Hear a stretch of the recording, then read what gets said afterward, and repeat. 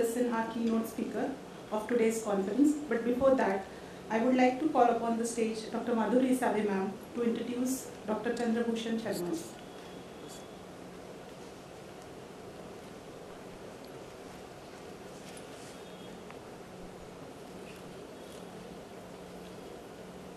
A very good morning to all respected dais and all dignitaries assembled here. It is my great honor to introduce today's keynote speaker. Chandrabhushan Sharma is Professor of Education at the School of Education, Indira Gandhi National Open University, New Delhi. He served as the Chairman of National Institute of Open Schooling, NIOS, during April 2015 to April 2020. During his leadership, the NIOS experienced a complete turnaround with many landmark new initiatives, including introduction of courses in Bharatiya Parampara, leading to award of secondary and senior secondary certificate in Indian knowledge tradition. He has 3 decades of teaching experience. He is recipient of the President's Award for Commendable Contribution to Digital Initiatives. Big clap. During the National Convention on Digital Initiatives for Higher Education in 2017.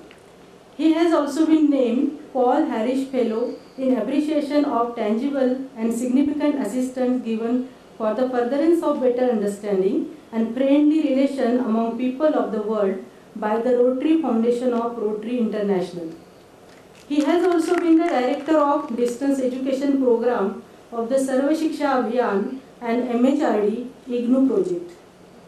Recognizing his talent and contributions, the Government of India had assigned the responsibilities of training of more than 12 lakh untrained in-service teachers to the NIOS through the Diploma in Elementary Education program, and the same was completed in a record time of 18 months. He has been on various national policy framing committees, including the committee constituted by Government of India to review the National Council for Teacher Education (NCT) and the committee constituted by the Government of India to draft the Distance Education Council of India bill. Both the committees looked at 2 very important areas, namely the distance education and teacher education. He has been on various statutory bodies, Academic Council, Board of Management, Board of Governors, and also the Visitors, President of India, nominee on selection committees of various open distance learning as well as traditional institutions. He has been nominated by IGNOU as well as invited to national committees on various areas like 11th Plan, Sarva Shiksha Abhiyan, Rashtriya Madhyamik Shiksha Abhiyan, Samagra Shiksha, National Mission on Education, Information and Communication Technology, UGC Visiting Committee, National Council for Teacher Education Planning as well as Visiting Team, UGC, AICT Inspection Committees, etc. He has written as well as taken part in many national as well as state level educational planning discussion and brainstorming session. He has also been invited to be visiting professor at various universities, besides being invited by international agencies like the World Bank of Research Studies. He was a member of the Indian delegation led by the Honorable Human Resource Minister of India to the Commonwealth Ministerial Meet held at Bahamas in May 2015. Professor Sharma was invited by the Universal Basic Education Commission to facilitate in establishment of an open school in Nigeria in July 2018. Under his leadership, the National Institute of Open Schooling bagged the prestigious Commonwealth of Learning Award of Excellence for Institutional Achievement in Distance Education in November 2016. The NIOS under his leadership has made major contribution toward the education of the differently abled, especially the hearing impaired. The initiatives for the deaf learners bagged the Commonwealth of Learning Award of Excellence in Distance Education on online experience in 2019 through one of its deaf learners. His contributions toward revamping of the Industrial Training Institute and bringing the certificate at par with secondary and senior secondary was also highly appreciated. He is the Chief Trustee of the Shanti Upendra Foundation for Development Initiatives, which work in the area of education. The biodata is so long, I made it very short. So we are fortunate to a versatile, talent and intelligent personality, Professor C.B. Sharmaji with us. I request, sir, please come forward and enlighten us with your wise words and give us your valuable guidance. Thank you, sir.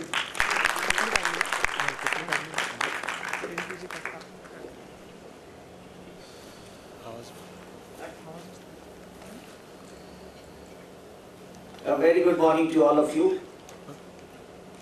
Long years back, I had attended a conference at Amsterdam. The president of the conference started by saying, "Fortunate are those who attend conferences. More fortunate are those who attend conferences and present papers." And last what he said, "Fortunate are those who attend conferences. More fortunate are those who present papers. Most fortunate are those who attend conferences and make friends." A few years back, I had attended a conference at JNU and I made Madhuri my friend, who is ready to speak all false things about me. Thank you very much, Madhuri. You make friends so that they are ready to speak about you all the good words. हम उतना कुछ नहीं है जितना माधुरी ने बना दिया, ऐसे ही दोस्त बनाया करते हैं और यही शिक्षा का देन है और इसीलिए हम जगह जगह जाते हैं, जैसा कहा गया कि ताकि आपसे दोस्ती कर सके। मंचासीन कुलपति सावित्रीबाई पुणे विश्वविद्यालय श्री नितिन करमालकर जी, शिक्षण मंडल के अध्यक्ष श्री एस.के. जैन साहब, कॉलेज की प्राचार्य मिसेस राधिका बहन इनामदार, विद्या भारती उच्च शिक्षा संस्थान के राष्ट्रीय अध्यक्ष परमादरणीय श्री कैलाश चंद्र शर्मा जी और तमाम शिक्षाविद, प्रोफेसर जोशी, जिनके बारे में भी हम लोगों ने सुना और देखा। ये आज मेरा सौभाग्य है कि मैं आप सबके बीच हूँ और अपनी बात रख पाऊंगा। राष्ट्रीय शिक्षा नीति 2020 आई तो 29 जुलाई 2020 को, लेकिन इसको हम लोगों ने 5 साल जिया है। अगस्त 2015 में ये बात शुरू हुई थी कि हम एक नई शिक्षा नीति देंगे और जैसा आपने सुना, मैं राष्ट्रीय मुक्त विद्यालय शिक्षा संस्थान का अध्यक्ष था उस समय, इसलिए मुझे सौभाग्य मिला कि मैं लगातार 2015 से, और जब ये 2020 में कैबिनेट को जाना था तब तक हम जुड़े रहे। तो शिक्षा नीति के एक एक डेवलपमेंट से, एक एक रिकमेंडेशन से मैं परिचित हूँ, उसके डिस्कशन में रहा था, इसलिए कुछ चीज़ें आपसे साझा करूँगा। शायद वो आपको अच्छा लगेगा कि हम क्या नीति बनाए हैं और क्यों ऐसी नीति आई है। एक चीज़ जो मैं धीरे से पूछ लूँ, पढ़ा है शिक्षा नीति को? हम नीतियाँ पढ़ते कम हैं, सुनते ज़्यादा हैं। राष्ट्रीय शिक्षा नीति 2020 को जरूर पढ़िए। हम लोग जब इस पर काम कर रहे थे और देश भर में घूम रहे थे तो लोग बराबर एक बार पूछते थे, इतनी नीतियां हैं, इतनी चीजें कही गई हैं, इतने रिकमेंडेशन से बदला क्या, लागू कितने चीज हुए। मैं आपको शुरू में ही आगाह करना चाहूंगा कि ये 2020 की नीति है, ये लागू होगी और अभी हम पिछले कमरे में बैठे बात कर रहे थे तो मित्रों से हमने साझा किया, लगभग 20% रिकमेंडेशंस लागू हो चुके हैं। सरकार की मंशा है, इच्छा है, और जैसा हमने कहा कि हम लगातार जुड़े रहे थे, कुछ ऐसी बातें भी आपसे साझा करेंगे। ऐसा कोई कॉन्फिडेंशियल तो नहीं होना चाहिए, लेकिन हम शिक्षाविद हैं। मैं मंत्रालय में भी मीटिंग अटेंड करता था तो मैं यही कहता था, देखो भाई मैं प्रोफेसर हूँ, हमसे कोई ऐसी बात साझा मत करना जो हम पब्लिक प्लेटफॉर्म ना बोल सकें, क्योंकि मेरा काम ही है अपने दोस्तों से, विद्यार्थियों से साझा करना। हम कुछ भी बोल जाएंगे कहीं भी जो अंदर बात हो रही है। जब हम लोगों ने पूरा पॉलिसी बना लिया था तो प्रधानमंत्री जी ने कहा कि मैं इसका प्रेजेंटेशन लूंगा। शायद ये कम लोगों को मालूम। सेक्रेटरी एजुकेशन जाके प्रेजेंटेशन किए और वो लौट के आए। दूसरे दिन हम लोगों की फिर मीटिंग हुई। प्रधानमंत्री जी ने साफ कहा कि ये इतनी बड़ी नीति लेके मैं नहीं जाऊंगा, मुझे बताओ कहां कहां गड़बड़ियां हैं, क्या ठीक करना है, क्या बदलेगा, कितना समय लगेगा, कितना पैसा लगेगा और कौन सी संस्था करेगी, किसकी जिम्मेवारी होगी, कौन इसको पूरा करेगा। हम लोगों ने पुनः बैठ करके पूरी चीजें बनाई और फिर हमारी मीटिंग हुई। फिर प्रधानमंत्री जी प्रेजेंटेशन लिए और तभी ये नीति कैबिनेट के सामने 29 जुलाई 2020 को गई है। हमने आपसे पूछा कि आपने पढ़ा है नीति को। मैं पुनः एक बार कहता हूं, नीति को दोबारा पढ़िए। यह बिल्कुल फॉर्मूला के रूप में लिखा गया है। कोठारी कमीशन पढ़िए, 800 पेज है। 86 की पॉलिसी भी लगभग 188-200 पेज है। Radhakrishnan commission, secondary education commission, ये सब 700-800 पेज के हैं। ये नीति 62 पेज की है। आप 3 घंटे में पढ़ सकते हैं। मैकॉले के मिनट्स के बाद ये सबसे छोटी पॉलिसी है। मैकॉले का मिनट्स 9 पेज का है,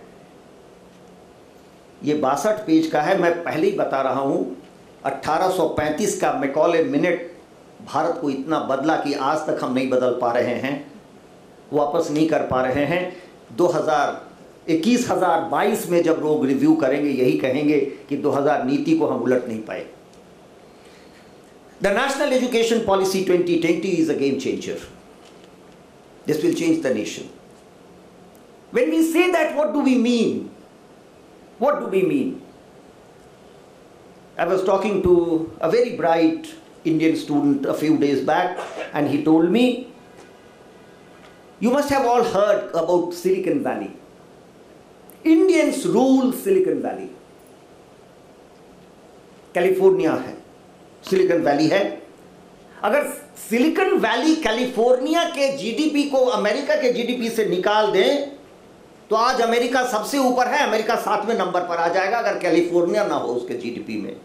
और कैलिफोर्निया की आधी आबादी भारतीय है। अगर आप कैलिफोर्निया में पत्थर फेंकें तो किसी इंडियन पर गिरेगा।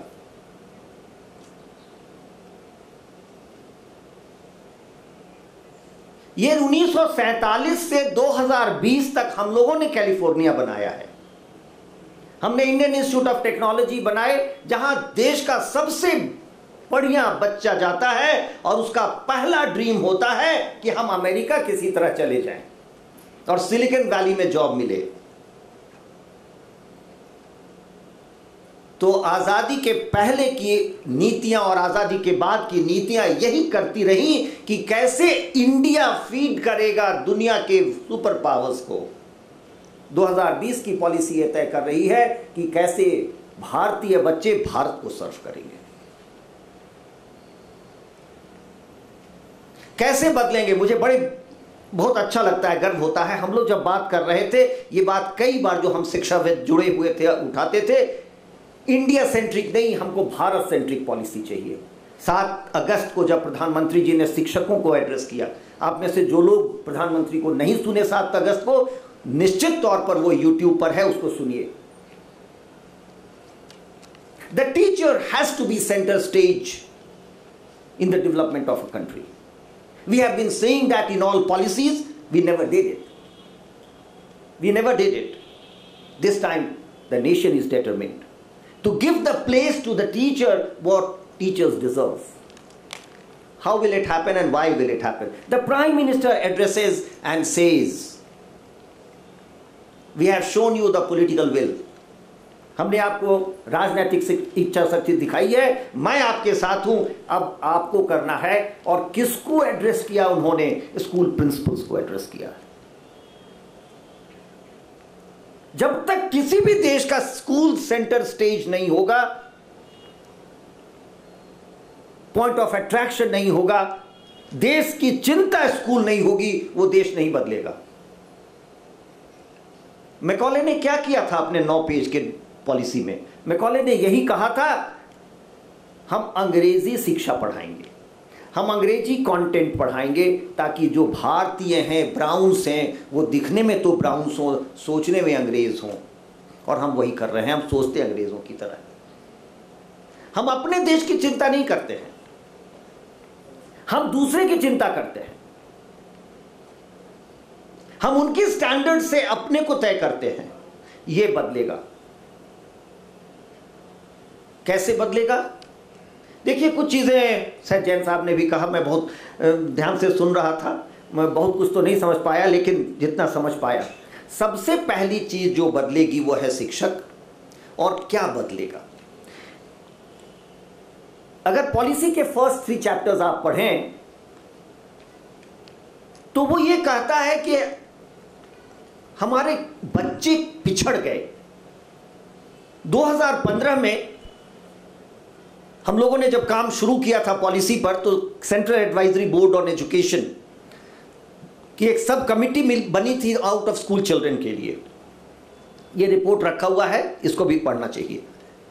मेरा सौभाग्य था कि मैं उस कमेटी का मेंबर था, केप सब कमेटी का, और हम लोग देश भर में घूम करके ये बात किए थे कि जो बच्चे स्कूल से बाहर हैं वो क्यों हैं, कौन है। लगभग 60 लाख बच्चे सरकारी आंकड़ों से विद्यालयों के बाहर थे।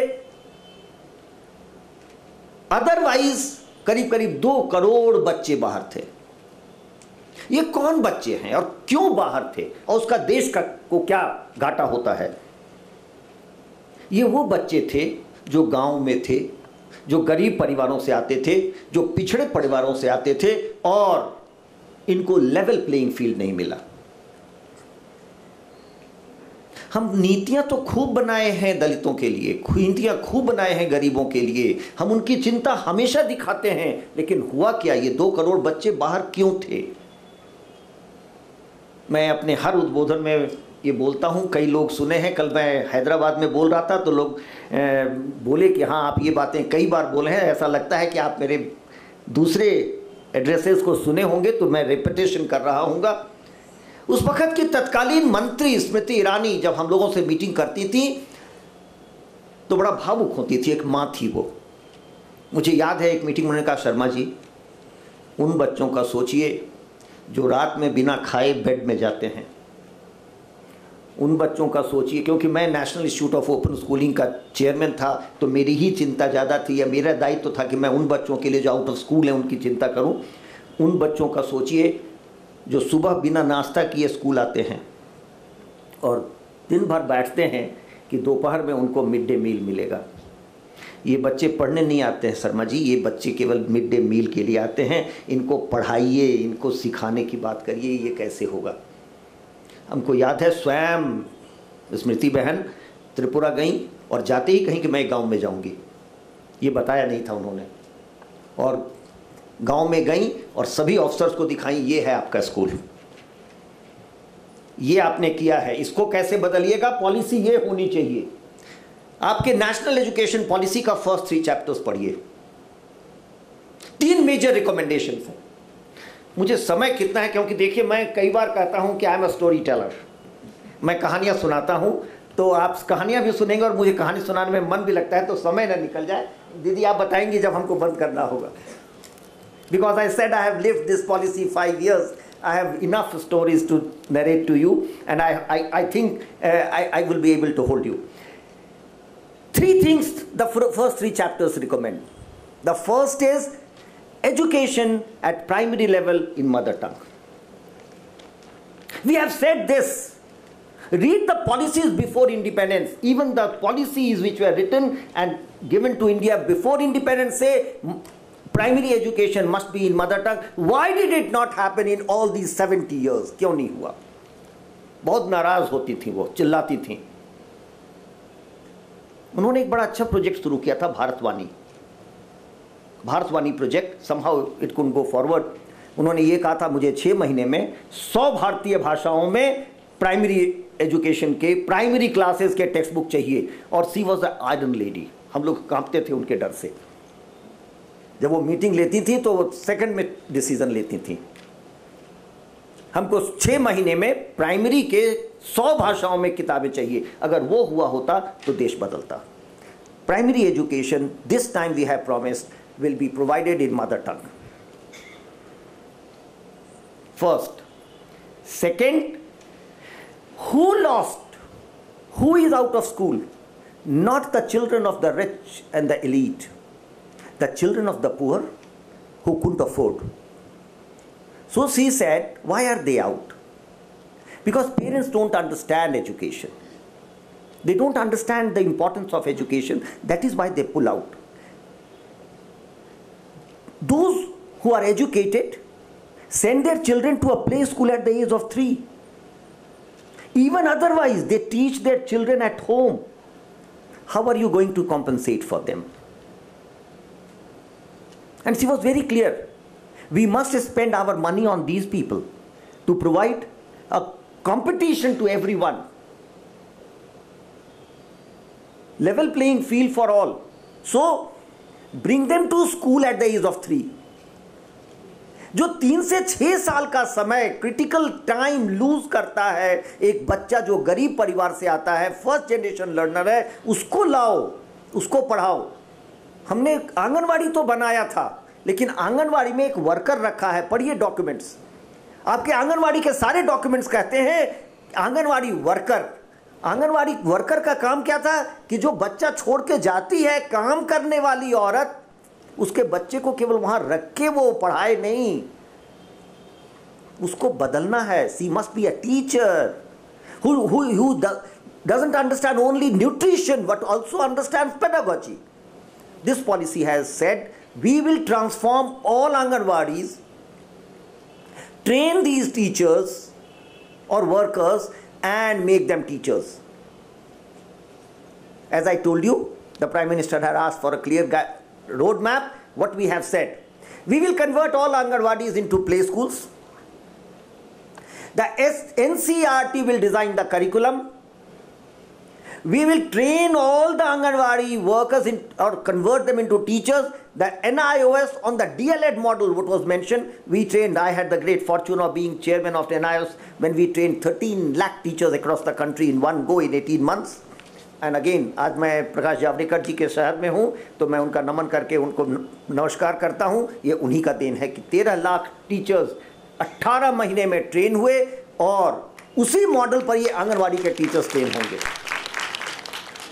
Eight government cost.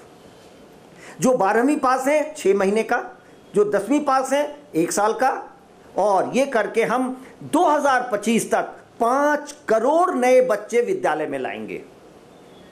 Imagine the loss, 5 crore children who are deprived, and because they cannot afford to be in a play school, they come to school at the age of 6 when they have lost so much, they are not given a level playing field. जो बच्चे पढ़ के आते हैं 3 से 6 साल, उनको एक ऐसे बच्चे के साथ बैठाया जाता है जो बेचारा कभी सुना ही नहीं, देखा ही नहीं। और मत सोचिए कि महाराष्ट्र में हर बच्चा मराठी स्टैंडर्ड मराठी बोलता है, रीजनल लैंग्वेजेस मराठी के बोलता है। जो आता है और जो स्टैंडर्ड मराठी वाले बच्चे आते हैं उनसे पिछड़ जाता है, वो विद्यालय छोड़ देता है। मैं बिहार से आता हूं, मेरी मातृभाषा मगही है, हिंदी नहीं है। लेकिन आपको कोई बार पूछे कि बिहार का कोई तो हिंदी भाषी होगा, मैं हिंदी भाषी नहीं हूं, मैं मगही भाषी हूं। तो आप इमेजिन करिए कि मैं क्लास में जब आया होऊंगा तो एक हिंदी भाषी के साथ मुझे क्या परेशानियां हुई होंगी। ये परेशानी दूर होनी चाहिए। तो सेकंड जो बड़ा चेंज होने जा रहा है कि ये आंगनवाड़ी वर्कर्स ट्रेन होंगे, जहां पर कि लेस प्रिविलेज्ड चिल्ड्रन होते हैं उनको तैयार करेंगी 6 साल की उम्र में वो स्कूल जा सकें। और तीसरी बड़ी चीज जो होने जा रही है, हम लोगों ने ये पाया कि और पहले का भी रिसर्च है कि बच्चा जो सुबह में आता है और उसको आप हेवी कंटेंट ट्रांजैक्ट करते हैं उसके एज के लिए, तो वो कुछ सीखता नहीं है, वो बैठ के समय काटता है कि कैसे 12-1 बजे और नाश्ता खाना मिले। इनको सुबह ला करके पहले नाश्ता कराओ, इनको फिजिकल एनर्जी मिलेगी और तब ये पढ़ पाएंगे। I think the major change that is going to take place is in the primary education, lower primary education, and that is why we have added these 3 years, 3 to 6 years, what has been called as the foundation. The structure of school is changing. We had 10+2. Previously, before the 10+2, we had 11+2. The 2 years were in the college, which were converted and brought into a school education so that they get more time. There was a logic for 12 years of schooling. Now we are making it 15 years. Even Radhakrishnan commission said कि भाई जो school से पढ़ के आ रहे हैं वो तैयारी नहीं है कॉलेज के लिए, तो कॉलेज पर। और आप देखिए दुर्भाग्य कि जब आज़ादी मिली, आज़ादी के पहले हमने अंग्रेज़ों से लड़ाई यही की थी कि आप मेरे वीर शिक्षा व्यवस्था को ख़त्म कर दिए। याद करिए 20 अक्टूबर 1931 का गांधी जी का लंदन का भाषण, जब उन्होंने कहा था कि अंग्रेज़ों ने हमारी शिक्षा पद्धति का सत्यानाश कर दिया। पूरा कमीशन बैठा था, पूरे देश का सर्वे हुआ था और ये देखा गया था कि हमारा प्राइमरी एजुकेशन दुनिया का बेस्ट था। उसी के कारण हमारा ट्रेड इतना बड़ा था। आज जितना ट्रेड अमेरिका करता है 35% उसकी शिरकत है, इससे ज़्यादा शिरकत भारत की थी, क्योंकि हमारा प्राइमरी एजुकेशन बढ़िया था। हम उसी के कारण प्राइमरी उद्योग बढ़िया था, कुटीर उद्योग बढ़िया था। ये आज़ादी के पहले तो हमको याद था, लेकिन जब आज़ादी मिली तो पहला कमीशन हायर एजुकेशन पर बैठता है। क्यों? राधाकृष्णन कमीशन क्यों था? In education we don't criticise, we critic. ये शिकायत नहीं है, ये सोच है, ताकि हम आगे ठीक चल सके। आज की नीतियों पर भी हम शिक्षाविद कई बार उलट बोल देते हैं। मुझे याद है कई बार मैंने कुछ ऐसी चीज़ें कही थी। आज मैं कैलाश भाई से साझा कर रहा था सुबह में, एज चेयरमैन NIOS हमने कोई ऐसी बात कही जो सरकार के विरोध में था, और नेक्स्ट डे हेडलाइंस बना। सुबह सुबह जावड़ेकर साहब का फ़ोन आ गया, तुम आओ जल्दी घर पे आओ, नाश्ता साथ करेंगे। और बहुत डांट लगाया, तुम भी अगर तुम ऐसे अखबार में क्यों बोलते हो, आके हमको बोलते। तो हम शिक्षाविद बोलते हैं, और ये क्रिटिसिज्म नहीं होता है, ये क्रिटिक होता है ताकि ठीक हो सके। हमारी केवल चिंता विद्यार्थी है, and that can be the only concern of academics. So Radhakrishnan Commission was a misfortune. We should have had the first commission on primary education. Gandhi had said that before the English or the British education policy, India had 100% literacy, 100% education. What did the Britishers do? Now we have less than 5% literacy. In fact, at the time of independence, we had 12% literacy. Why did we have a commission on higher education after independence? Who served that commission? The rich and the elite again. And that is why we established IITs. That is why we concentrated on higher education. ये policy उसको बदलता है। ये पूरा का पूरा जोर दे रहा है स्कूल एजुकेशन पर। आप देखेंगे अगर कंपेयर करें, मैं हायर एजुकेशन पर ज़्यादा समय नहीं लूँगा, स्कूल एजुकेशन पर ही बोलूँगा। हायर एजुकेशन श्रिंक कर रहा है, 5 साल था 3+2, उसको हम 4 कर रहे हैं। दुनिया का एग्जाम्पल देखिए, दुनिया में ग्रेजुएशन अब 4 साल का है। आप 4 साल का ग्रेजुएशन करिए और ग्रेजुएशन के बाद सीधा आप लेक्चरर बनते हैं। हम लोगों ने 3+2 रखा था, इसको हम श्रिंक करके 4 इयर्स ला रहे हैं। प्लस रिजिड था सिस्टम हमारा सिस्टम बहुत रिजिड था। आप एक बार एडमिशन लें, 4 साल 3 साल पढ़ें तभी ग्रेजुएशन मिलेगा। 2.5 साल पर भी आपने छोड़ दिया तो आप कहीं के नहीं हैं, आप BA फेल हैं। Why demoralize the whole nation? If you have done 1 year, why not tell you first year pass? And you have added value. So let us say first year pass, that means one can be apprentice. One can do jobs which are equivalent to ITIs. We are going to do that. Multiple entry and multiple exit. बीच में एक बात, I'll carry on with this idea, but let me tell you something else. ये जो rigid system है और degree based है, ये क्यों था? और जो हमने कैलिफोर्निया और सिलिकॉन वैली की बात की, हमने अपने मंत्रालय का नाम ही रखा था ministry of human resource development. Why? ये 1985 में बदला था। We had a young prime minister Rajiv Gandhi, youngest prime minister perhaps India had, और उनकी सोच अलग थी। क्या थी सोच? उनकी सोच थी कि हमको दुनिया से कंपटीशन करना है और हमारे पास यूथ है तो हम इसको तैयार करके दुनिया में भेजें। ठीक, लेकिन हमारी परंपरा ही ये नहीं थी। अभी बहन जी ने कहा सा विद्या या विमुक्त है। विद्या का मतलब धन अर्जित करना कभी मेरे यहां नहीं था, और उसमें हम जीत भी नहीं सकते हैं जब तक हम सा विद्या या विमुक्त को बीज मंत्र बनाकर शिक्षा नहीं बनाएंगे। तब तक हम कभी भी समृद्ध देश नहीं होंगे। हम रिच तो हो जा सकते हैं, हम जिस समृद्धता की बात कर रहे हैं जहां हर कोई खुश हो। शिक्षा का क्या मतलब अगर खुशी नहीं हुए तो? ह्यूमन रिसोर्स डेवलपमेंट इसलिए क्योंकि हमको ऐसा लगा 1985 में कि ये जो ह्यूमंस हैं, ये रिसोर्स हैं, इनको कुछ मांझ करके कुछ इनमें डाल करके इनसे पैदा कर सकते हैं, इनसे निकाल सकते हैं, जैसे हम मशीन से निकालते हैं। और हमने अपने मंत्रालय का नाम विद्या मंत्रालय से शिक्षा मंत्रालय कर दिया, सॉरी ह्यूमन रिसोर्स डेवलपमेंट कर दिया। हम लोग चाहते हैं कि ये विद्या मंत्रालय हो, शिक्षा मंत्रालय है। 29 जुलाई को जिस दिन आया उसी दिन एक टेलीविजन इंटरव्यू में मुझे बुलाया गया था, और ऐसा मान लिया जाता है कि मैं सरकार के तरफ से बोलूँगा क्योंकि सरकार का पार्ट थे। तो हमसे पूछा गया कि शर्मा जी ये नाम बदल गया, ministry of human resource development से अब मिनिस्ट्री ऑफ एजुकेशन हो गया, क्या अंतर पड़ेगा, क्या बदलेगा? इससे सारी चीज़ें बदल जाएंगी, क्यों बदला?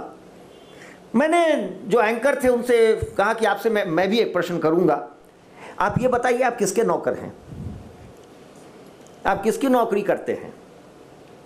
आपका मालिक कौन है?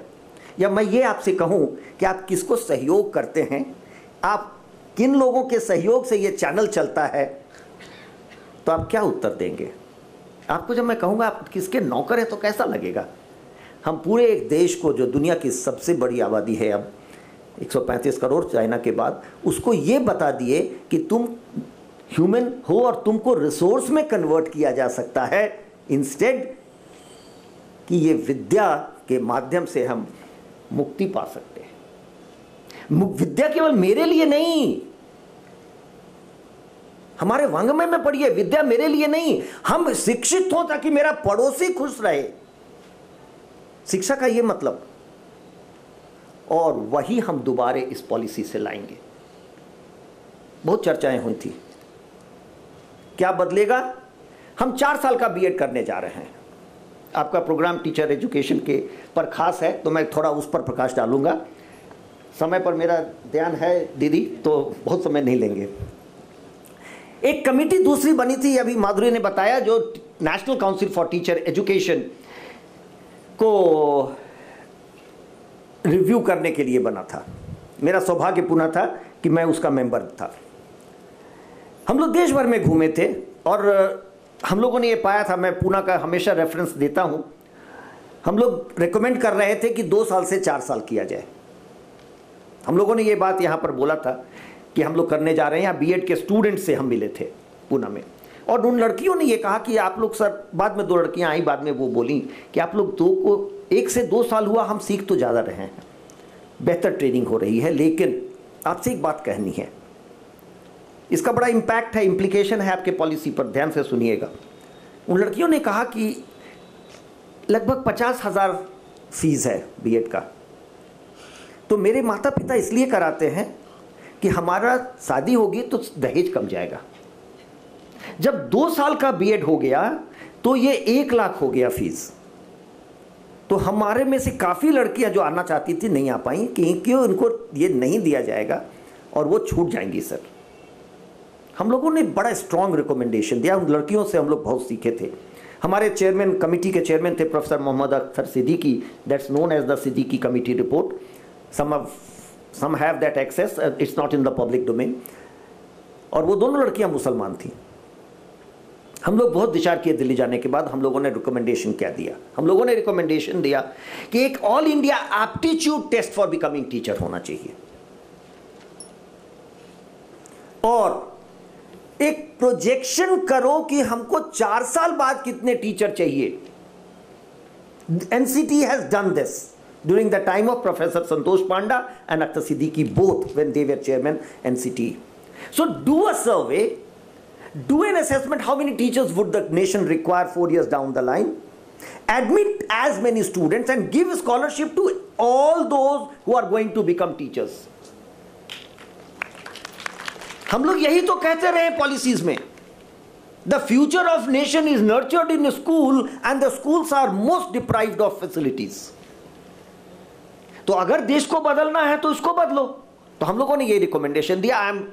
I have learned this recommendation. This report was presented to Prime Minister. Prime Minister gave a green signal, and now the default B.Ed would be 4 years.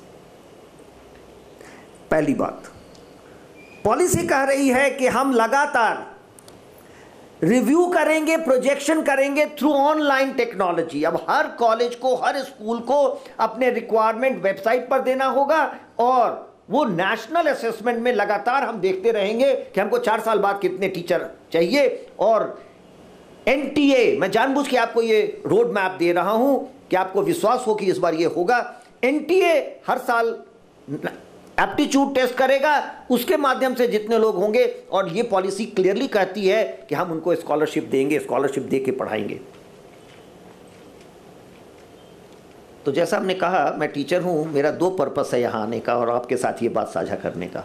पहली बात कि अगर आपने पॉलिसी नहीं पढ़ा है तो मैं आपको बता रहा हूं ये पॉलिसी में है, और आप जहां जहां जाएं यहां वहां बोलें ताकि गवर्नमेंट पर भी प्रेशर पड़े कि भैया मैंने पॉलिसी में लिखा था, अब लोग चर्चा कर रहे हैं, इसको इम्प्लीमेंट करो। और हमारा जो ध्येय है कि देश बदलना चाहिए और ये बदलेगा।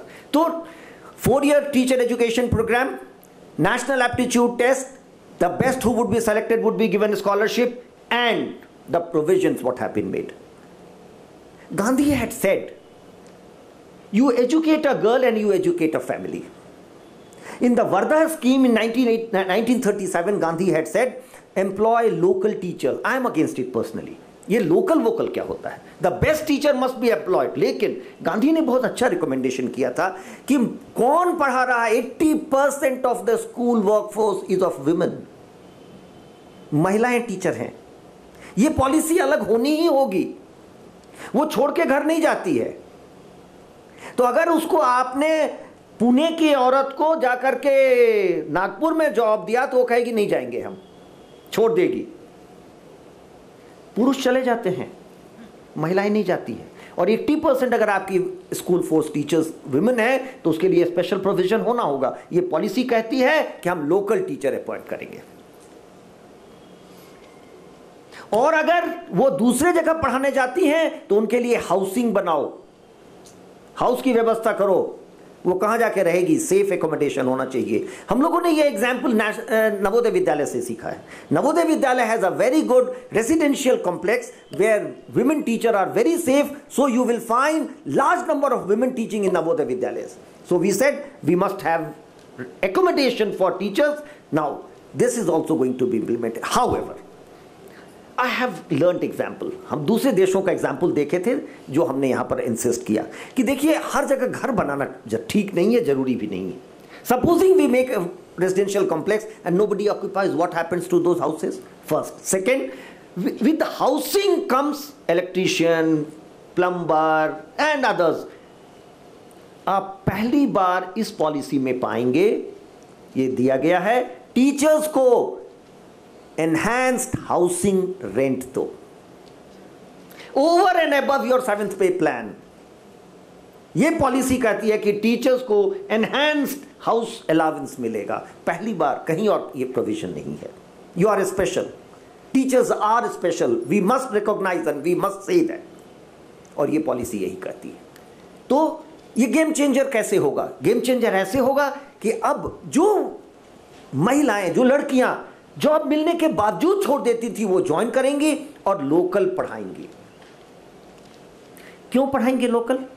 We want teachers to know the local language, the mother tongue. 2 तरह से, जो प्राइमरी में पढ़ाएंगे वो तो मदर टंग में पढ़ाएंगे ही, जो फाउंडेशन से ऊपर का मिडिल स्टेज में पढ़ाएंगे वो हम सेकेंड लैंग्वेज में शिफ्ट करेंगे। तो एक ऐसा टीचर होना चाहिए जो बाइलिंगुअल हो, जो टारगेट लैंग्वेज और मदर टंग दोनों जाने।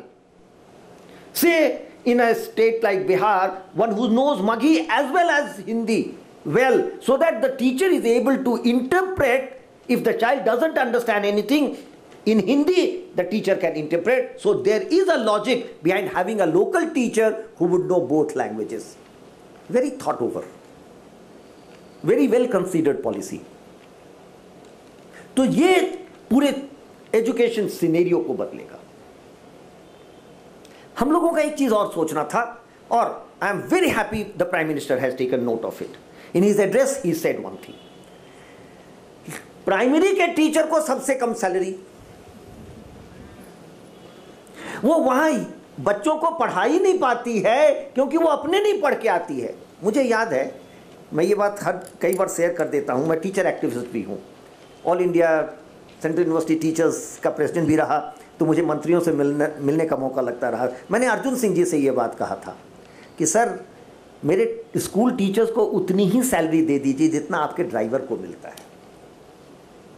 आपके ड्राइवर को 33,000 मिलता है, मैंने पता किया है आपके मंत्रालय में, और मेरे स्कूल टीचर को 3,000 मिलता है। तो आपकी गाड़ी तो ठीक चलेगी, मेरे बच्चे नहीं ठीक चलेंगे। ये पॉलिसी कहती है कि ये 4 साल का बीएड प्रोग्राम 3 भागों में बटा होगा। एक तो फाउंडेशन के लिए, दूसरा मिडिल के लिए, तीसरा सेकेंडरी के लिए। And anybody would be free to choose any of the streams, there would be no discrimination, all the teachers will get the same salary, चाहे वो लोअर प्राइमरी को क्यों नहीं पढ़ाए। And prime minister mentioned this in his speech on 7th कि वो foundation है, वही नींव पड़ता है मकान का, उसको सबसे ज्यादा जोर मिलना चाहिए था, वो नहीं मिला है, वो मिलेगा, प्रधानमंत्री ने कहा है। मैं जानबूझ के रिमाइंड कर रहा हूं ताकि आप भी रिपीट करिए, हमारे प्रधानमंत्री पर ये प्रेशर रहे कि हमारे लोअर प्राइमरी के टीचर्स को सबसे पहले ध्यान देने की जरूरत है। They are the most important. That will change. If we can change the lower primary, we will be able to change complete education sector.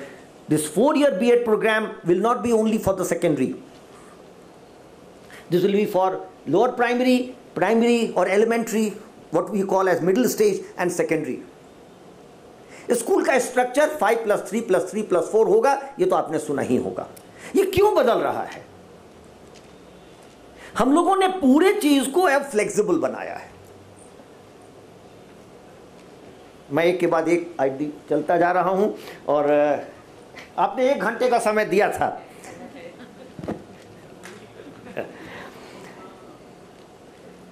हमारा स्कूल स्ट्रक्चर क्या था?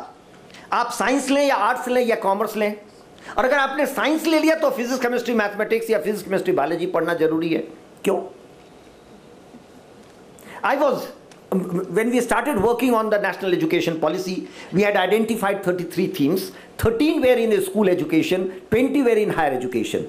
I had the privilege of spearheading 2 of the groups on vocational education and non-formal education. I was traveling to schools. I went to Ranchi. मेरे मित्र वहाँ principal थे school के, तो उनको कहा कि मैं आपके स्कूल के बच्चों से बात करूंगा। तो I went to DPS Ranchi. मैं जानबूझ के ये डेटा देता हूँ ताकि आपको ये नहीं लगे कि मैं ये कॉन्कॉक्ट कर रहा हूँ। These are real life time examples. So Ranchi DPS, and then I went to Guwahati. I went to the government school. Clientele एकदम अलग होगा, आप सब मानते हैं। DPS का क्लाइंटेल और गवर्नमेंट का, दोनों जगह की लड़कियों ने एकदम एक बात कहा, एकदम एक। रांची में DPS की लड़कियां कह रही हैं कि सर अगर हमको हमने उनको यही पूछा था कि ये क्यों पढ़ रहे हो फिजिक्स केमिस्ट्री बायोलॉजी, कि सर मुझे डॉक्टर बनना है। क्यों बनना है डॉक्टर? घबराते हुए बोली पापा मम्मी चाहते हैं। हम कहते बेटा छोड़ो, तुमको अगर पूछते तुम क्या बनना चाहते, कहीं मैं तो डांसर बनना चाहती थी। क्यों नहीं बना? मौका लगेगा तो बनेंगे। And you will not believe, in Guwahati the teacher who was teaching biology, who was a biology teacher, herself said, I am a dancer, my first passion is dance, it's only for the profession that I teach biology. What better example could we get? मैं chairman था NIOS का, और NIOS में यही है, आप biology के साथ एग्रीकल्चर लीजिए और साथ में डांसिंग भी लीजिए, और तीनों लेकर के आप 10वीं और 12वीं करिए।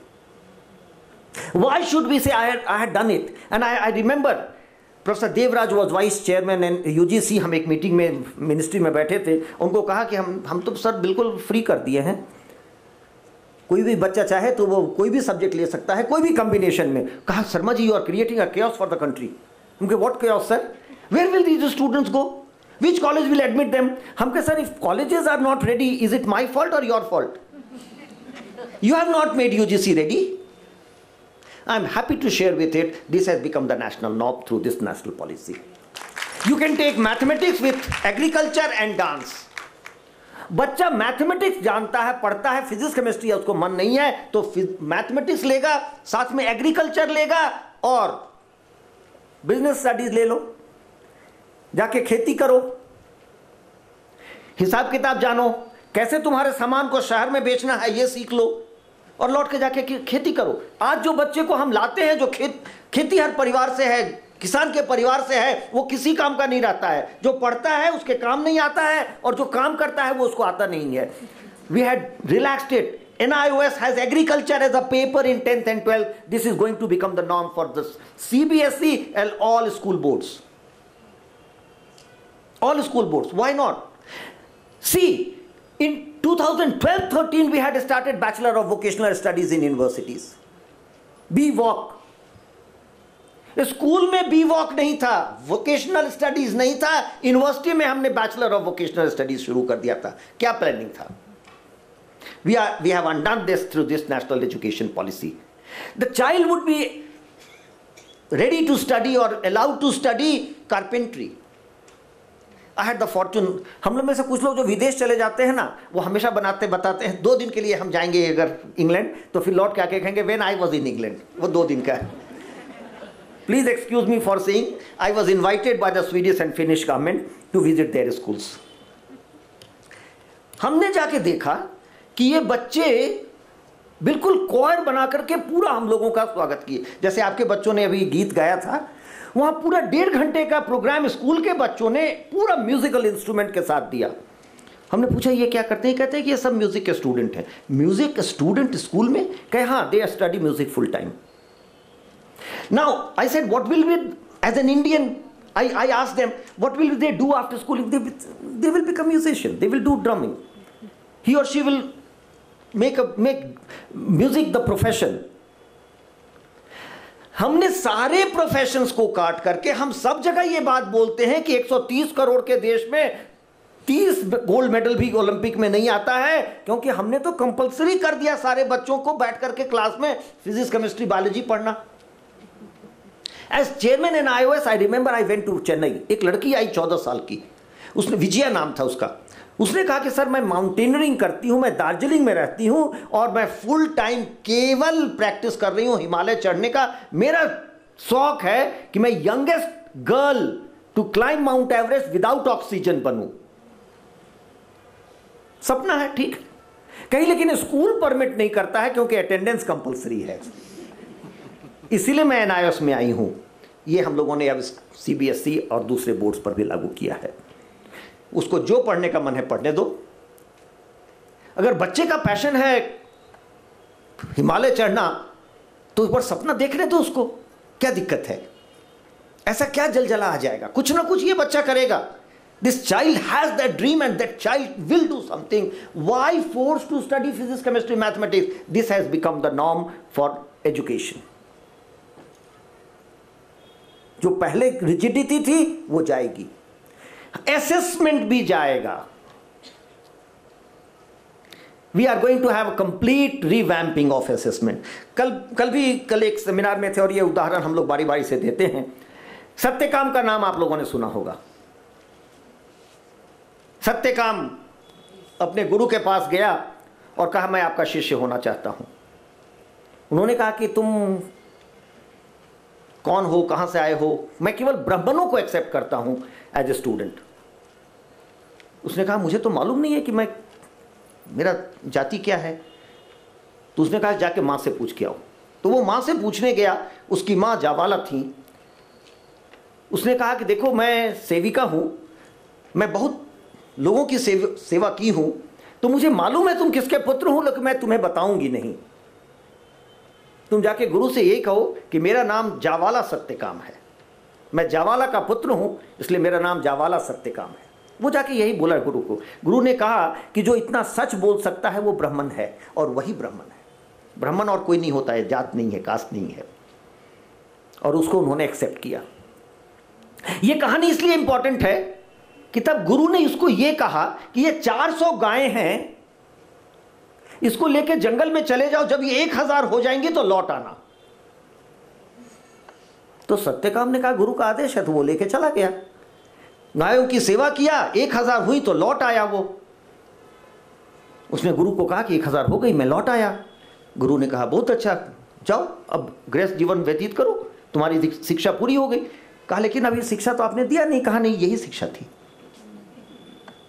The teacher was free. I'm quoting this example to make you understand and believe that teacher understands what will be the curriculum, what will be the method of transacting, and what will be the method of assessment. This teacher decided for this student that when he is able to multiply these cows, taking care of them, because cow was the wealth at that point of time, he would know how to spend life, good life. यही इसको पढ़ने की ज़रूरत है। उसका assessment कोई university तय नहीं की थी, कोई सीबीएसई तय नहीं की थी, कोई बोर्ड तय नहीं किया था, ये टीचर तय किया था। टीचर सेंटर स्टेज होगा तो सब ठीक होगा। We will give that power of assessment to peer group and teachers.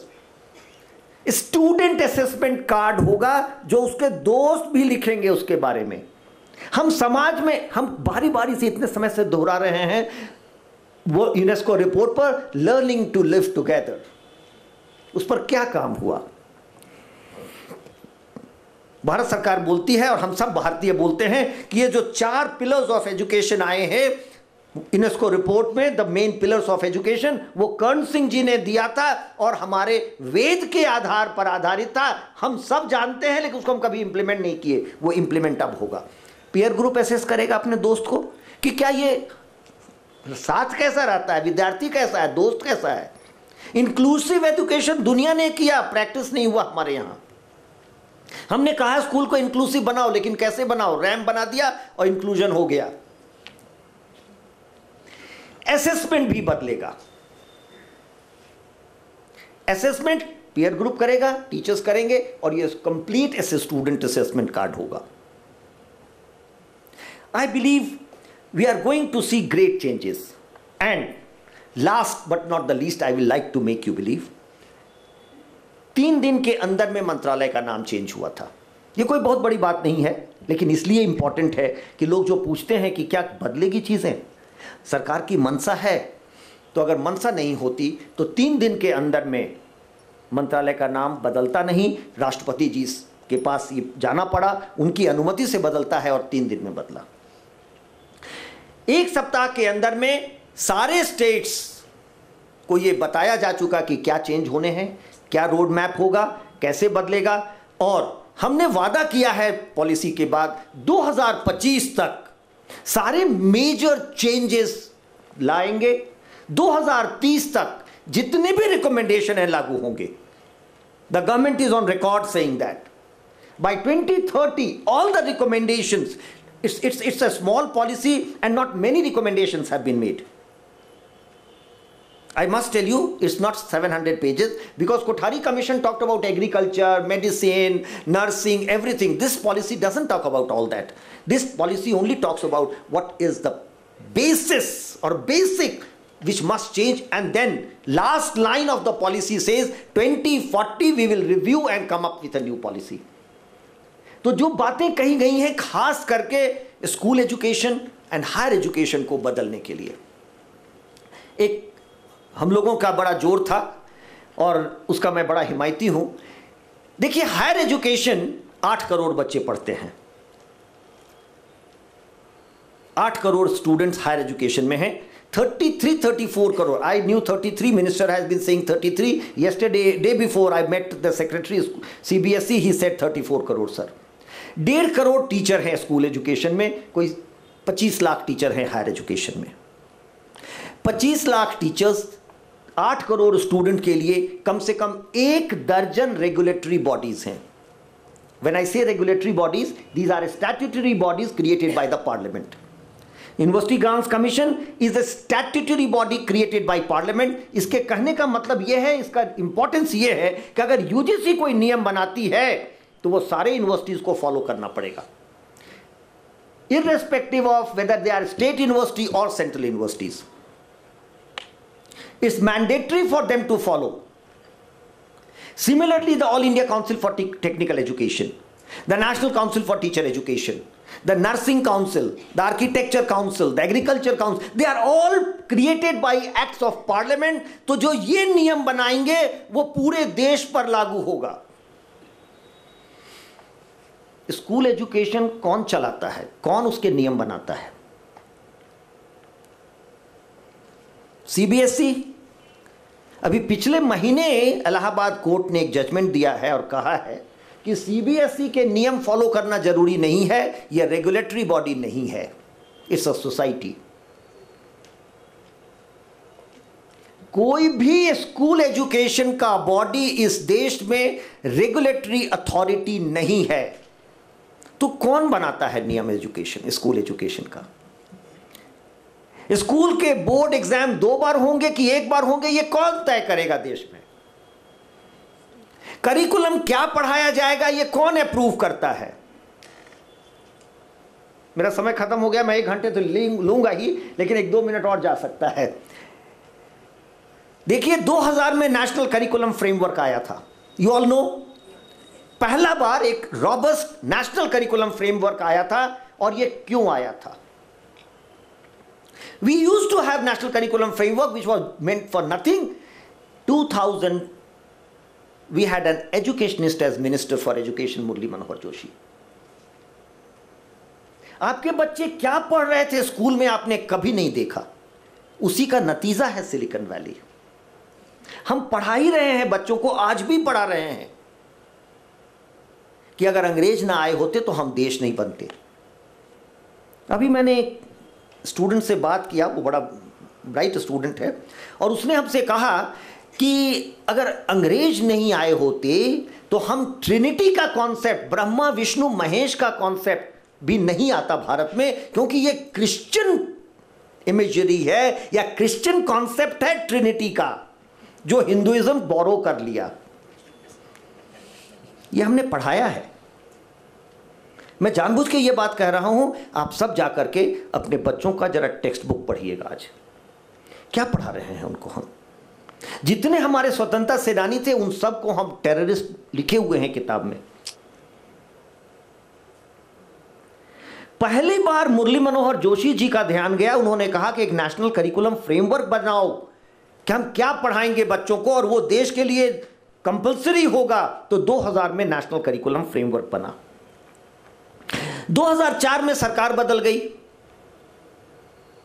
एक नए मंत्री आए, 2005 में नया करिकुलम फ्रेमवर्क लिख दिया.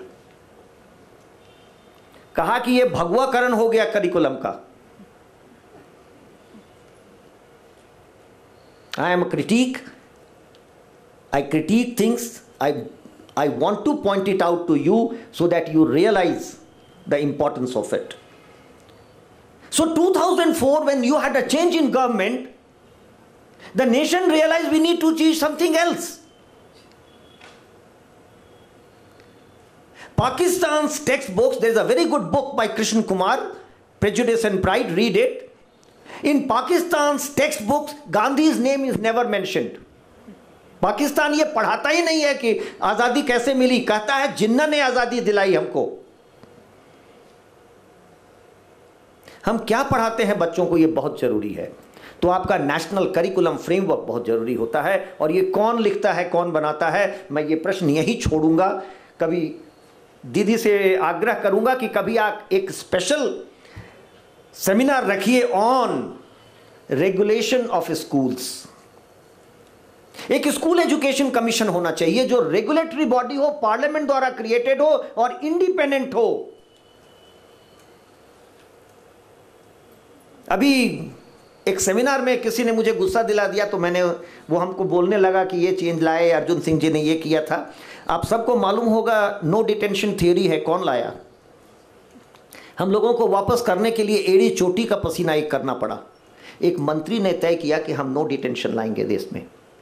पहली क्लास से 8वीं क्लास तक कोई परीक्षा नहीं होगी, बच्चे प्रमोट होते जाएंगे। एक ही बार बच्चा जब सेकेंडरी के एग्जाम हॉल में पहुंचा तब पता चला कि कुछ आता ही नहीं है। ये किसने तय किया था? एक मंत्री ने तय किया था। एनडीटीवी के, I am making a very serious statement, I am being recorded, I am mentioning this. NDTV के इंटरव्यू में बरखा दत्त ने पूछा था कपिल सिब्बल जी से कि आप स्कूल एजुकेशन में क्या चेंजेस लाने जा रहे हैं, और कपिल सिब्बल ने एनडीटीवी के स्टूडियो पर ही स्टेटमेंट दिया था, हम 10th का बोर्ड खत्म करने जा रहे हैं। Who are you? Are you an educationist? How did you decide you will do away with the board, secondary board, and the board was done away with? We had to do again a subcommittee of the CABE to bring back board exams with a truncated form.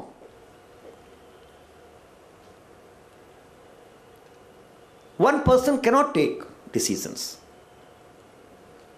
We cannot leave that. I may be a supporter of X party or X ideology or X government, but as an educationist, I understand the importance of collective decision for schooling, for education. I may be opposed to you and your ideas, but we should sit together and think about children. We must have a school education commission. अभी हम लोगों ने इस policy के तहत एक नई संस्था बनाने की बात की है, परख नाम से। परख इंटर बोर्ड बॉडी होगी जो सभी बोर्ड्स को कोऑर्डिनेट करेगी और उनका स्टैंडर्डाइजेशन करेगी। कोई बोर्ड आपका 99-100% दे रहा है, कोई 70% पर खुश है, ये नहीं होना चाहिए। इसको बनाने के लिए एक संस्था बनेगी परख, वो नेशनल असेसमेंट सर्वे भी करेगी, वो स्टैंडर्डाइजेशन भी करेगी, उसका ये काम होगा। लेकिन फिलहाल ये काम एनसीईआरटी के जिम्मे है, तो वो परख के पास जाएगा। ये बॉडी इंडिपेंडेंट होनी चाहिए थी। एक लाइन कहा गया है इस पॉलिसी में कि हम क्वालिटी ऑब्जर्व करेंगे, मॉनिटर करेंगे, ब्रैकेट में लिख दिया except central government schools. Why? All children और schools must be on equal playing field. जो सरकारी में बच्चे जा रहे हैं ना उनको ज्यादा ना उनको कम मिलना चाहिए। मैं अपनी बात यहां खत्म करूंगा। I have exactly completed 1 hour. We must have a school commission created by an act of parliament, which is not there. We have recommended Parak, but we must have a regulatory body which should be a body of intellectuals, body of those who understand education. You won't realize who have not worked with the schools. क्या exploitation है teachers का। कुछ private schools में and government school में teachers almost servant जैसे treat होते हैं। Because I give you the salary, I will do whatever I like with you. That cannot work. If you want to have a strong nation 2030, you must have strong schools where teachers are center stage. हमने एक quotation सोचा था आपसे पढ़ के शुरू करेंगे, लेकिन वो तब नहीं पढ़ पाए, तो ख़त्म करेंगे इस स्टेटमेंट से जो कि प्रियम्बल ऑफ द डॉक्यूमेंट में दिया गया है। The teacher must be at the centre of the fundamental reforms in education. The teacher must be at the center of the fundamental reforms in the education system. The new education policy must help re-establish teachers at all levels as the most respected and essential member of our society, because they truly shape our next generation of citizens. It must do everything to empower teachers and help them to do their job as effectively as possible. The new education policy must help recruit the very best and brightest to enter the teaching profession at all levels by ensuring livelihood, respect, dignity and autonomy, while also instilling in the system basic methods of quality control and accountability.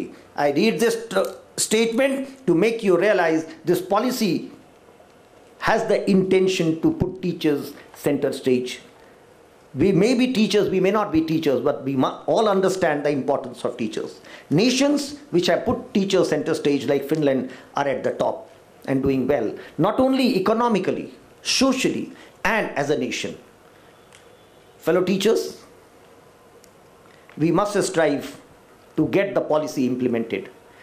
आपसे मैं पुनः एक बार कहूँगा, policy implement हो रही है और 2025 तक आप देखेंगे कि लगभग सारे रिकमेंडेशन होंगे, लेकिन वो प्रेशर बनाए रखिए। आप सबों का बहुत बहुत आभार कि आपने मुझे बुलाया और आपने 1 घंटे तक मुझे सहा। बहुत बहुत आभार, धन्यवाद, नमस्कार।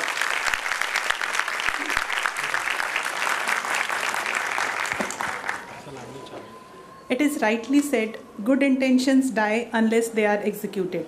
I think this is something regarding national education policy also.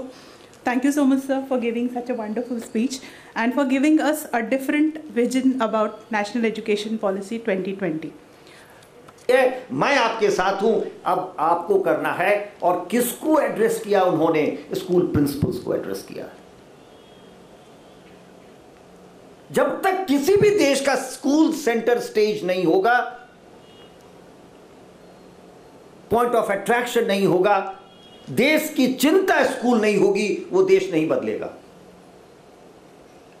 Macaulay ने क्या किया था अपने 9 पेज के पॉलिसी में? मैकॉले ने यही कहा था, हम अंग्रेजी शिक्षा पढ़ाएंगे, हम अंग्रेजी कंटेंट पढ़ाएंगे, ताकि जो भारतीय हैं, ब्राउन्स हैं, वो दिखने में तो ब्राउन्स हों, सोचने में अंग्रेज हों।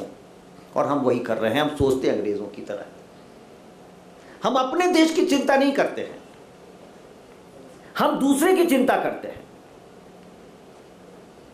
हम उनकी स्टैंडर्ड से अपने को तय करते हैं। यह बदलेगा। कैसे बदलेगा? देखिए, कुछ चीजें सर जैन साहब ने भी कहा, मैं बहुत ध्यान से सुन रहा था, मैं बहुत कुछ तो नहीं समझ पाया, लेकिन जितना समझ पाया, सबसे पहली चीज जो बदलेगी वो है शिक्षक। और क्या बदलेगा? अगर पॉलिसी के फर्स्ट 3 चैप्टर्स आप पढ़ें तो वो ये कहता है कि हमारे बच्चे पिछड़ गए। 2015 में हम लोगों ने जब काम शुरू किया था पॉलिसी पर, तो central advisory board on education की एक सब कमिटी बनी थी आउट ऑफ स्कूल चिल्ड्रन के लिए। ये रिपोर्ट रखा हुआ है, इसको भी पढ़ना चाहिए। मेरा सौभाग्य था कि मैं उस कमेटी का मेंबर था, केप सब कमेटी का, और हम लोग देश भर में घूम करके ये बात किए थे कि जो बच्चे स्कूल से बाहर हैं वो क्यों हैं, कौन है। लगभग 60 लाख बच्चे सरकारी आंकड़ों से विद्यालयों के बाहर थे। अदरवाइज करीब करीब 2 करोड़ बच्चे बाहर थे। ये कौन बच्चे हैं और क्यों बाहर थे, और उसका देश को क्या घाटा होता है? ये वो बच्चे थे जो गांव में थे, जो गरीब परिवारों से आते थे, जो पिछड़े परिवारों से आते थे, और इनको लेवल प्लेइंग फील्ड नहीं मिला। हम नीतियां तो खूब बनाए हैं दलितों के लिए, नीतियां खूब बनाए हैं गरीबों के लिए, हम उनकी चिंता हमेशा दिखाते हैं, लेकिन हुआ क्या? ये 2 करोड़ बच्चे बाहर क्यों थे? मैं अपने हर उद्बोधन में ये बोलता हूँ, कई लोग सुने हैं। कल मैं हैदराबाद में बोल रहा था तो लोग बोले कि हाँ, आप ये बातें कई बार बोले हैं, ऐसा लगता है कि आप मेरे दूसरे एड्रेसेस को सुने होंगे, तो मैं रिपीटेशन कर रहा हूँगा। उस वक्त की तत्कालीन मंत्री स्मृति ईरानी जब हम लोगों से मीटिंग करती थी तो बड़ा भावुक होती थी। एक माँ थी वो, मुझे याद है एक मीटिंग में उन्होंने कहा, शर्मा जी, उन बच्चों का सोचिए जो रात में बिना खाए बेड में जाते हैं। उन बच्चों का सोचिए, क्योंकि मैं national institute of open schooling का चेयरमैन था, तो मेरी ही चिंता ज़्यादा थी, या मेरा दायित्व था कि मैं उन बच्चों के लिए जो आउट ऑफ स्कूल हैं उनकी चिंता करूं। उन बच्चों का सोचिए जो सुबह बिना नाश्ता किए स्कूल आते हैं और दिन भर बैठते हैं कि दोपहर में उनको मिड डे मील मिलेगा। ये बच्चे पढ़ने नहीं आते हैं शर्मा जी, ये बच्चे केवल मिड डे मील के लिए आते हैं। इनको पढ़ाइए, इनको सिखाने की बात करिए, ये कैसे होगा? हमको याद है स्वयं स्मृति बहन त्रिपुरा गई और जाते ही कहीं कि मैं गांव में जाऊंगी, ये बताया नहीं था उन्होंने, और गांव में गई और सभी ऑफिसर्स को दिखाई, ये है आपका स्कूल, ये आपने किया है, इसको कैसे बदलिएगा? पॉलिसी ये होनी चाहिए। आपके नेशनल एजुकेशन पॉलिसी का फर्स्ट 3 चैप्टर्स पढ़िए, 3 मेजर रिकमेंडेशंस हैं। मुझे समय कितना है, क्योंकि देखिए मैं कई बार कहता हूं कि I am a story teller, मैं कहानियां सुनाता हूं, तो आप कहानियाँ भी सुनेंगे और मुझे कहानी सुनाने में मन भी लगता है, तो समय ना निकल जाए। दीदी आप बताएंगी जब हमको बंद करना होगा। Because I said I have lived this policy 5 years, I have enough stories to narrate to you, and I think I will be able to hold you. 3 things the first 3 chapters recommend. The first is education at primary level in mother tongue. We have said this. Read the policies before independence. Even the policies which were written and given to India before independence say primary education must be in mother tongue. Why did it not happen in all these 70 years? क्यों नहीं हुआ? बहुत नाराज होती थी वो, चिल्लाती थी। उन्होंने एक बड़ा अच्छा प्रोजेक्ट शुरू किया था, Bharatvani project. somehow it couldn't go forward. उन्होंने ये कहा था मुझे 6 महीने में 100 भारतीय भाषाओं में प्राइमरी एजुकेशन के प्राइमरी क्लासेस के टेक्स्ट बुक चाहिए। और सी वॉज अ आयरन लेडी, हम लोग कांपते थे उनके डर से। जब वो मीटिंग लेती थी तो वो सेकंड में डिसीजन लेती थी। हमको 6 महीने में प्राइमरी के 100 भाषाओं में किताबें चाहिए। अगर वो हुआ होता तो देश बदलता। Primary education this time we have promised will be provided in mother tongue. First. Second, who lost, who is out of school? Not the children of the rich and the elite, the children of the poor who couldn't afford. So she said, why are they out? Because parents don't understand education. They don't understand the importance of education. That is why they pull out. Those who are educated send their children to a play school at the age of 3. Even otherwise, they teach their children at home. How are you going to compensate for them? And she was very clear. We must spend our money on these people to provide a competition to everyone. Level playing field for all. So, bring them to school at the age of 3. जो 3 से 6 साल का समय critical time loose करता है एक बच्चा जो गरीब परिवार से आता है, फर्स्ट जनरेशन लर्नर है, उसको लाओ, उसको पढ़ाओ। हमने आंगनवाड़ी तो बनाया था, लेकिन आंगनवाड़ी में एक वर्कर रखा है। पढ़िए डॉक्यूमेंट्स, आपके आंगनवाड़ी के सारे डॉक्यूमेंट्स कहते हैं आंगनवाड़ी वर्कर। आंगनवाड़ी वर्कर का काम क्या था कि जो बच्चा छोड़ के जाती है काम करने वाली औरत, उसके बच्चे को केवल वहां रख के वो पढ़ाए नहीं, उसको बदलना है। She must be a teacher who doesn't understand only nutrition but also understands pedagogy. This policy has said we will transform all Anganwadis, train these teachers or workers and make them teachers. As I told you, the Prime Minister had asked for a clear roadmap. What we have said, we will convert all Anganwadis into play schools. The NCERT will design the curriculum. We will train all the Anganwadi workers or convert them into teachers. The NIOS on the DLED model, what was mentioned, we trained. I had the great fortune of being chairman of the NIOS when we trained 13 lakh teachers across the country in one go in 18 months.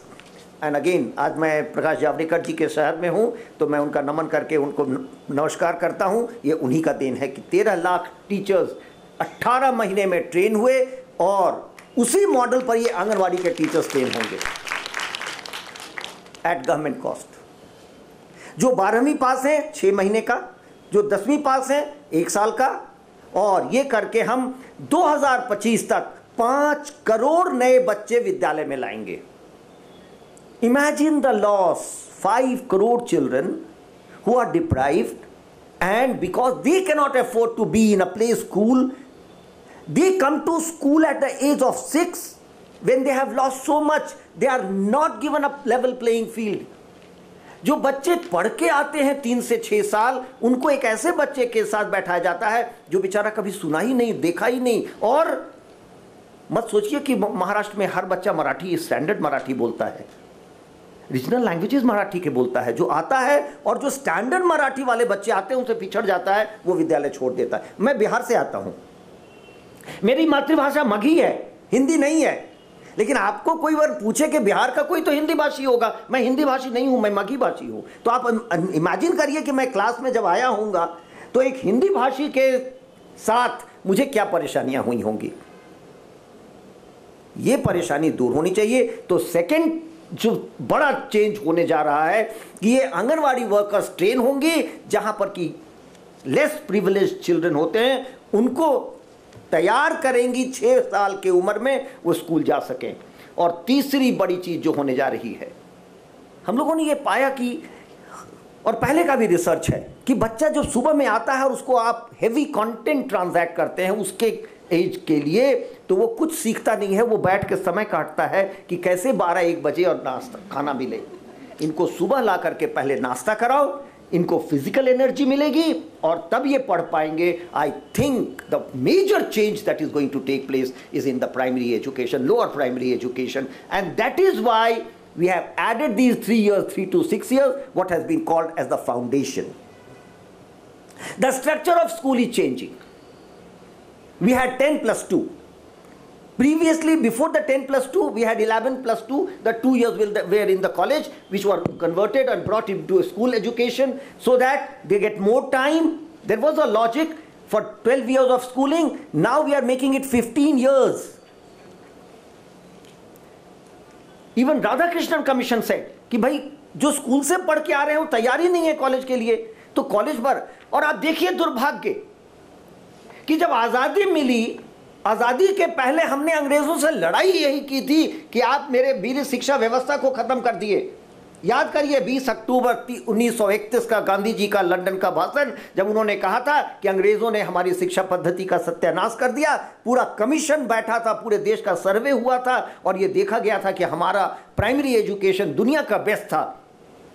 उसी के कारण हमारा trade इतना बड़ा था। आज जितना trade America करता है 35% उसकी शिरकत है, इससे ज़्यादा शिरकत भारत की थी, क्योंकि हमारा प्राइमरी एजुकेशन बढ़िया था। हम उसी के कारण प्राइमरी उद्योग बढ़िया था, कुटीर उद्योग बढ़िया था। ये आज़ादी के पहले तो हमको याद था, लेकिन जब आज़ादी मिली तो पहला कमीशन हायर एजुकेशन पर बैठता है। क्यों? राधाकृष्णन कमीशन क्यों था? In education we don't criticise, we critic. ये शिकायत नहीं है, ये सोच है, ताकि हम आगे ठीक चल सके। आज की नीतियों पर भी हम शिक्षाविद कई बार उलट बोल देते हैं। मुझे याद है कई बार मैंने कुछ ऐसी चीज़ें कही थी। आज मैं कैलाश भाई से साझा कर रहा था सुबह में, एज चेयरमैन NIOS हमने कोई ऐसी बात कही जो सरकार के विरोध में था, और नेक्स्ट डे हेडलाइंस बना। सुबह सुबह जावड़ेकर साहब का फ़ोन आ गया, तुम आओ जल्दी घर पे आओ, नाश्ता साथ करेंगे। और बहुत डांट लगाया, तुम भी अगर तुम ऐसे अखबार में क्यों बोलते हो, आके हमको बोलते। तो हम शिक्षाविद बोलते हैं, और ये क्रिटिसिज्म नहीं होता है, ये क्रिटिक होता है ताकि ठीक हो सके। हमारी केवल चिंता विद्यार्थी है, and that can be the only concern of academics. So Radhakrishnan commission was a misfortune. We should have had the first commission on primary education. Gandhi had said that before the English or the British education policy, India had 100% literacy, 100% education. What did the Britishers do? Now we have less than 5% literacy. In fact, at the time of independence, we had 12% literacy. Why did we have a commission on higher education after independence? Who served that commission? The rich and the elite again. And that is why I established IITs. That is why we concentrated on higher education. ये policy उसको बदलता है। ये पूरा का पूरा जोर दे रहा है स्कूल एजुकेशन पर। आप देखेंगे, अगर कंपेयर करें, मैं हायर एजुकेशन पर ज़्यादा समय नहीं लूँगा, स्कूल एजुकेशन पर ही बोलूँगा। हायर एजुकेशन श्रिंक कर रहा है। 5 साल था, 3+2, उसको हम 4 कर रहे हैं।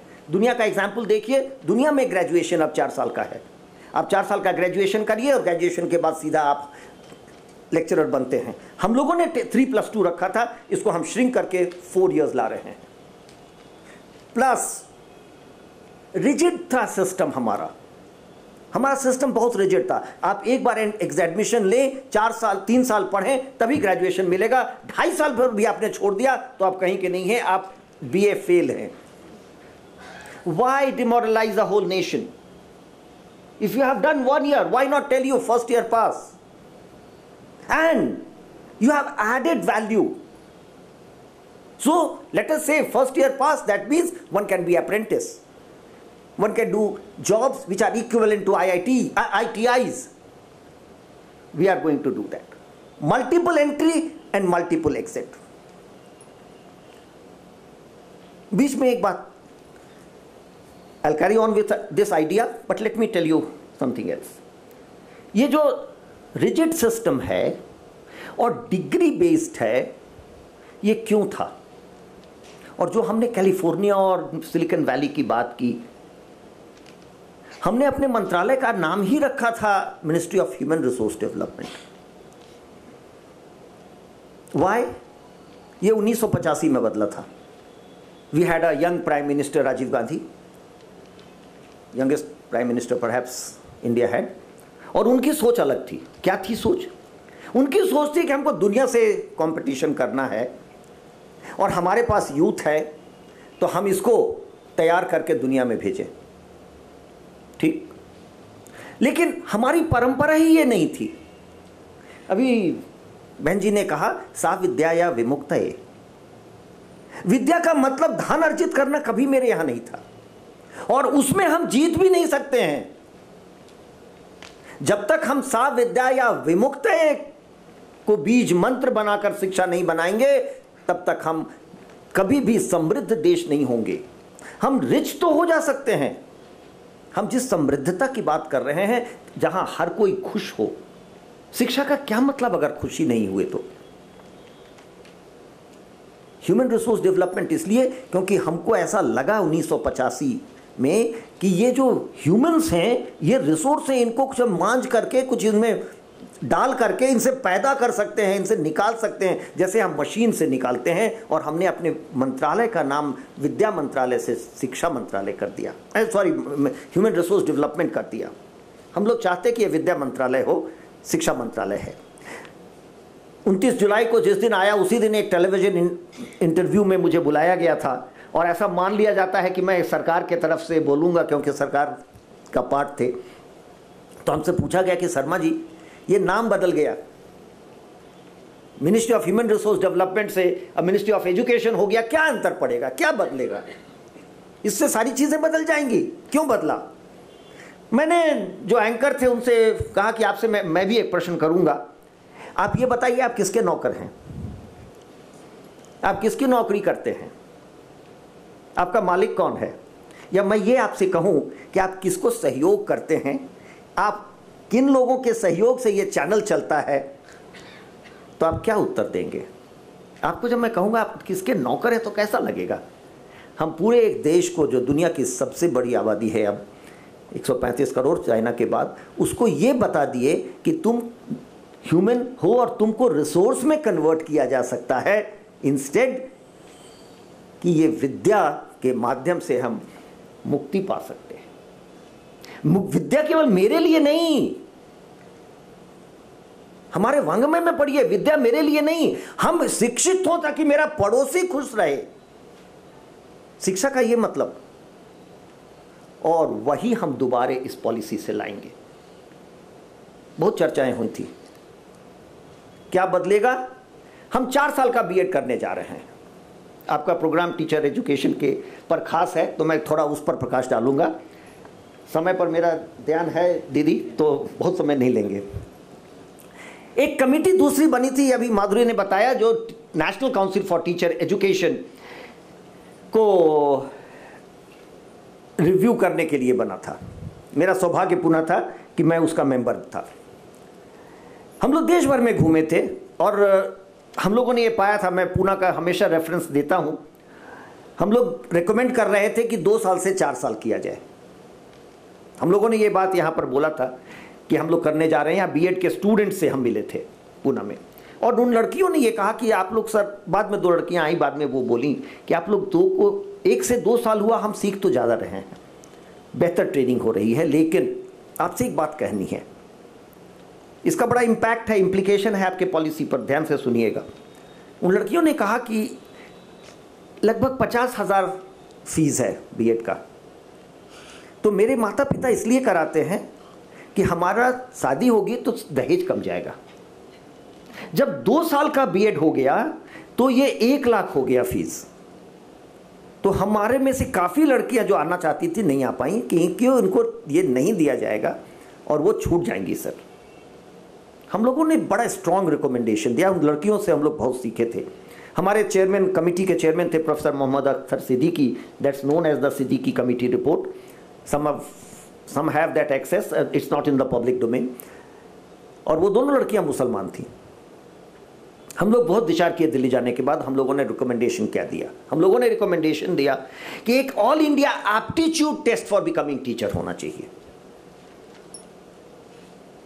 और एक प्रोजेक्शन करो कि हमको 4 साल बाद कितने टीचर चाहिए।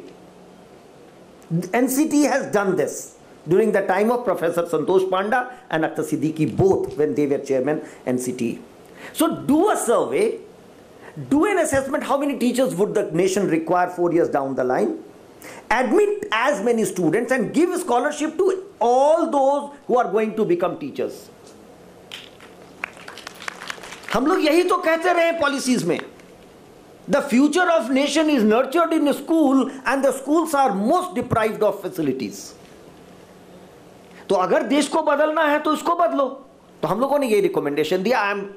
I have learned this recommendation. This report was presented to Prime Minister. Prime Minister gave a green signal, and now the default B.Ed would be 4 years.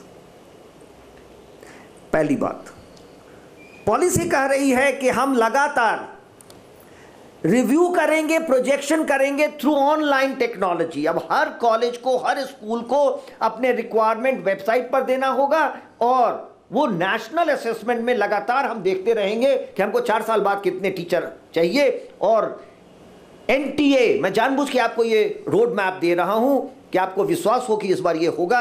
NTA हर साल एप्टीट्यूड टेस्ट करेगा, उसके माध्यम से जितने लोग होंगे, और ये पॉलिसी क्लियरली कहती है कि हम उनको स्कॉलरशिप देंगे, स्कॉलरशिप दे के पढ़ाएंगे। तो जैसा हमने कहा, मैं टीचर हूं, मेरा 2 पर्पस है यहां आने का और आपके साथ ये बात साझा करने का। पहली बात कि अगर आपने पॉलिसी नहीं पढ़ा है तो मैं आपको बता रहा हूं ये पॉलिसी में है, और आप जहां जहां जाएं यहां वहां बोलें ताकि गवर्नमेंट पर भी प्रेशर पड़े कि भैया मैंने पॉलिसी में लिखा था, अब लोग चर्चा कर रहे हैं, इसको इम्प्लीमेंट करो। और हमारा जो ध्येय है कि देश बदलना चाहिए और ये बदलेगा। तो 4 year teacher education programme, national aptitude test, the best who would be selected would be given scholarship, and the provisions what have been made. Gandhi had said, you educate a girl and you educate a family. In the Varda scheme in 1937, Gandhi had said, employ local teachers. I am against it personally. ये local vocal क्या होता है? The best teacher must be employed. लेकिन गांधी ने बहुत अच्छा recommendation किया था कि कौन पढ़ा रहा है? 80% of the school workforce is of women. महिलाएं टीचर हैं। ये पॉलिसी अलग होनी ही होगी, वो छोड़ के घर नहीं जाती है। तो अगर उसको आपने पुणे की औरत को जाकर के नागपुर में जॉब दिया तो वो कहेगी नहीं जाएंगे, हम छोड़ देगी।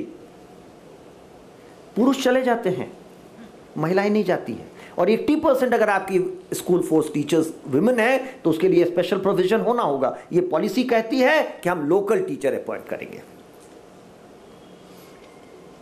और अगर वो दूसरे जगह पढ़ाने जाती हैं तो उनके लिए हाउसिंग बनाओ, हाउस की व्यवस्था करो। वो कहां जाके रहेगी? सेफ एकोमोडेशन होना चाहिए। हम लोगों ने ये एग्जाम्पल नवोदय विद्यालय से सीखा है। Navodaya Vidyalaya has a very good residential complex where women teacher are very safe, so you will find large number of women teaching in Navodaya Vidyalaya. So we said we must have accommodation for teachers. Now this is also going to be implemented. However, I have learned example. हम दूसरे देशों का example देखे थे जो हमने यहाँ पर इंसिस्ट किया कि देखिए हर जगह घर बनाना ठीक नहीं है, जरूरी भी नहीं है।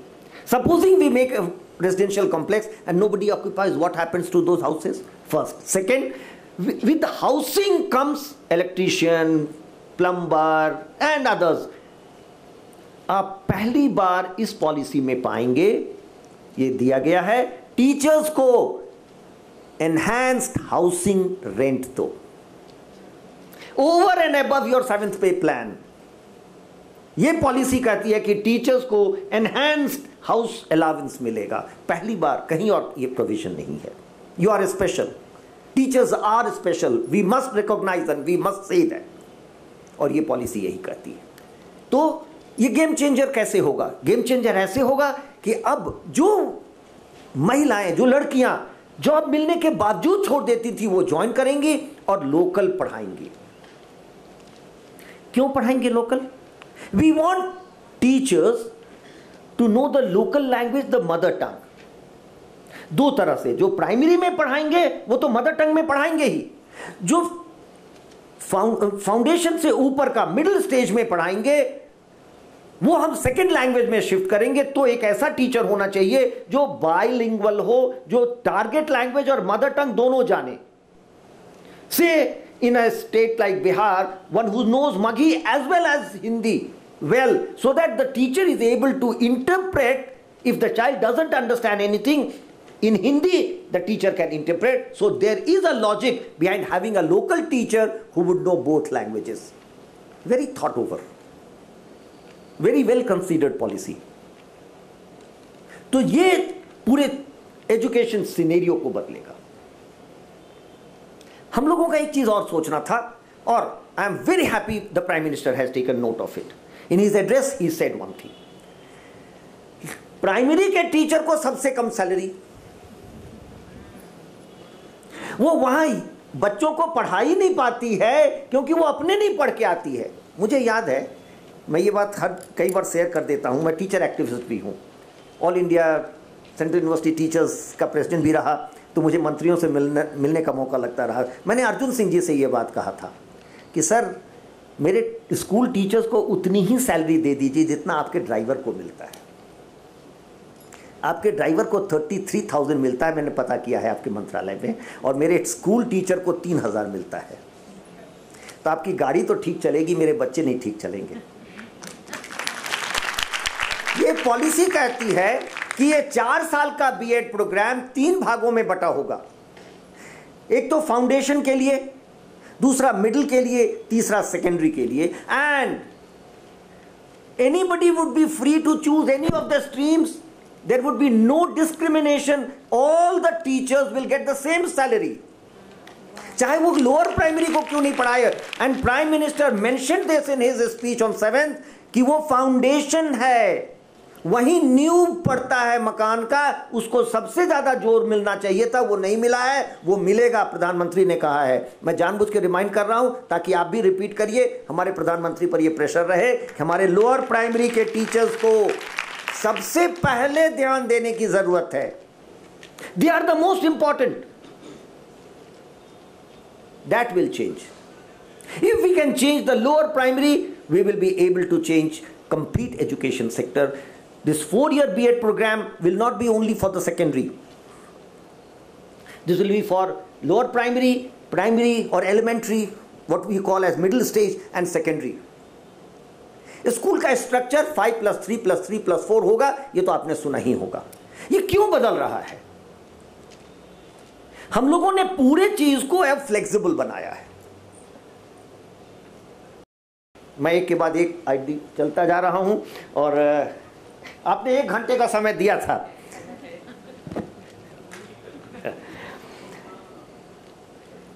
हमारा स्कूल स्ट्रक्चर क्या था? आप साइंस लें या आर्ट्स लें या कॉमर्स लें, और अगर आपने साइंस ले लिया तो फिजिक्स केमिस्ट्री मैथमेटिक्स या फिजिक्स केमिस्ट्री बायोलॉजी पढ़ना जरूरी है। क्यों? When we started working on the national education policy, we had identified 33 themes. 13 were in school education, 20 were in higher education. I had the privilege of spearheading 2 of the groups on vocational education and non-formal education. I was traveling to schools. I went to Ranchi. मेरे मित्र वहाँ principal थे school के, तो उनको कहा कि मैं आपके स्कूल के बच्चों से बात करूंगा। तो I went to DPS Ranchi. मैं जानबूझ के ये डेटा देता हूँ ताकि आपको ये नहीं लगे कि मैं ये कॉन्कॉक्ट कर रहा हूँ। These are real life time examples. So Ranchi DPS, and then I went to Guwahati. I went to the government school. Clientele एकदम अलग होगा, आप सब मानते हैं। DPS का क्लाइंटेल और गवर्नमेंट का, दोनों जगह की लड़कियों ने एकदम एक बात कहा, एकदम एक। रांची में DPS की लड़कियां कह रही हैं कि सर अगर हमने उनको यही पूछा था कि ये क्यों पढ़ रहे हो फिजिक्स केमिस्ट्री बायोलॉजी, कि सर मुझे डॉक्टर बनना है। क्यों बनना है डॉक्टर? घबराते हुए बोली पापा मम्मी चाहते हैं। हम कहते हैं बेटा छोड़ो, तुमको अगर पूछते तुम क्या बनना चाहती, कहीं मैं तो डांसर बनना चाहती थी। क्यों नहीं बना? मौका लगेगा तो बनेंगे। And you will not believe, in Guwahati the teacher who was teaching biology, who was a biology teacher, herself said, I am a dancer, my first passion is dance, it's only for the profession that I teach biology. What better example could we get? मैं chairman था NIOS का, और NIOS में यही है, आप biology के साथ एग्रीकल्चर लीजिए और साथ में डांसिंग भी लीजिए, और तीनों लेकर के आप 10वीं और 12वीं करिए। Why should we say I had done it? And I remember Professor Devraj was vice chairman and UGC, हम एक मीटिंग में मिनिस्ट्री में बैठे थे, उनको कहा कि हम तो सर बिल्कुल फ्री कर दिए हैं, कोई भी बच्चा चाहे तो वो कोई भी सब्जेक्ट ले सकता है, कोई भी कॉम्बिनेशन में। कहा Sharma ji, you are creating a chaos for the country. हम कहे what chaos sir? Where will these students go? Which college will admit them? हम कहे sir, if colleges are not ready, is it my fault और your fault? You have not made UGC ready. I am happy to share with it, this has become the national norm through this national policy. You can take mathematics with agriculture and dance. बच्चा mathematics जानता है, पढ़ता है, physics chemistry उसको मन नहीं है तो मैथमेटिक्स लेगा, साथ में एग्रीकल्चर लेगा और बिजनेस स्टडीज ले लो, जाके खेती करो, हिसाब किताब जानो, कैसे तुम्हारे सामान को शहर में बेचना है ये सीख लो, और लौट के जाके खेती करो। आज जो बच्चे को हम लाते हैं जो खेतीहर परिवार से है, किसान के परिवार से है, वो किसी काम का नहीं रहता है। जो पढ़ता है उसके काम नहीं आता है, और जो काम करता है वो उसको आता नहीं है। We had relaxed it. NIOS has agriculture as a paper in 10th and 12th. This is going to become the norm for the CBSE and all school boards. All school boards. Why not? See, in 2012-13 we had started Bachelor of Vocational Studies in universities. BVOC. School में BVOC नहीं था, vocational studies नहीं था, university में हमने bachelor of vocational studies शुरू कर दिया था। क्या प्लानिंग था? We have undone this through this national education policy. The child would be ready to study or allowed to study carpentry. I had the fortune, हम लोग में से कुछ लोग जो विदेश चले जाते हैं ना, वो हमेशा बताते हैं 2 दिन के लिए हम जाएंगे अगर इंग्लैंड, तो फिर लौट के आके कहेंगे when I was in England. वो 2 दिन का है। Please excuse me for saying I was invited by the Swedish and Finnish government to visit their schools. हमने जाके देखा कि ये बच्चे बिल्कुल कोयर बना करके पूरा हम लोगों का स्वागत किए। जैसे आपके बच्चों ने अभी गीत गाया था, वहां पूरा 1.5 घंटे का प्रोग्राम स्कूल के बच्चों ने पूरा म्यूजिकल इंस्ट्रूमेंट के साथ दिया। हमने पूछा ये क्या करते हैं? कहते हैं कि ये सब म्यूजिक के स्टूडेंट हैं। म्यूजिक स्टूडेंट स्कूल में? कहे हाँ, they study music full time. Now I said what will be as an Indian, I asked them what will they do after school? They will become musician, they will do drumming, he or she will make music the profession. हमने सारे professions को काट करके हम सब जगह ये बात बोलते हैं कि 130 करोड़ के देश में 30 गोल्ड मेडल भी ओलंपिक में नहीं आता है, क्योंकि हमने तो कंपलसरी कर दिया सारे बच्चों को बैठ करके क्लास में फिजिक्स केमिस्ट्री बायोलॉजी पढ़ना। As chairman in NIOS I remember I went to Chennai. एक लड़की आई 14 साल की, उसने विजया नाम था उसका। उसने कहा कि सर मैं माउंटेनियरिंग करती हूं, मैं दार्जिलिंग में रहती हूं और मैं फुल टाइम केवल प्रैक्टिस कर रही हूं हिमालय चढ़ने का। मेरा शौक है कि मैं youngest girl to climb Mount Everest without oxygen बनूं। सपना है, ठीक कहीं, लेकिन स्कूल परमिट नहीं करता है क्योंकि अटेंडेंस कंपलसरी है। इसीलिए मैं NIOS में आई हूं। ये हम लोगों ने अब CBSE और दूसरे बोर्ड्स पर भी लागू किया है। उसको जो पढ़ने का मन है पढ़ने दो। अगर बच्चे का पैशन है हिमालय चढ़ना तो एक बार सपना देखने दो उसको, क्या दिक्कत है? ऐसा क्या जलजला आ जाएगा? कुछ ना कुछ ये बच्चा करेगा। This child has that dream and that child will do something. Why force to study physics chemistry mathematics? This has become the norm for education. जो पहले रिजिडिटी थी वो जाएगी, असेसमेंट भी जाएगा। We are going to have complete revamping of assessment. कल एक seminar में थे और ये उदाहरण हम लोग बारी बारी से देते हैं। सत्यकाम का नाम आप लोगों ने सुना होगा। सत्यकाम अपने गुरु के पास गया और कहा मैं आपका शिष्य होना चाहता हूं। उन्होंने कहा कि तुम कौन हो, कहां से आए हो? मैं केवल ब्राह्मणों को एक्सेप्ट करता हूं एज ए स्टूडेंट। उसने कहा मुझे तो मालूम नहीं है कि मेरा जाति क्या है। तो उसने कहा जाके मां से पूछ के आओ। तो वो मां से पूछने गया, उसकी मां जावाला थी।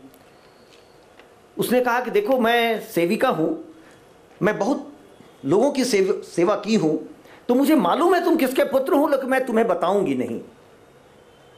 तुम जाके गुरु से यही कहो कि मेरा नाम जावाला सत्यकाम है, मैं जावाला का पुत्र हूं, इसलिए मेरा नाम जावाला सत्यकाम है।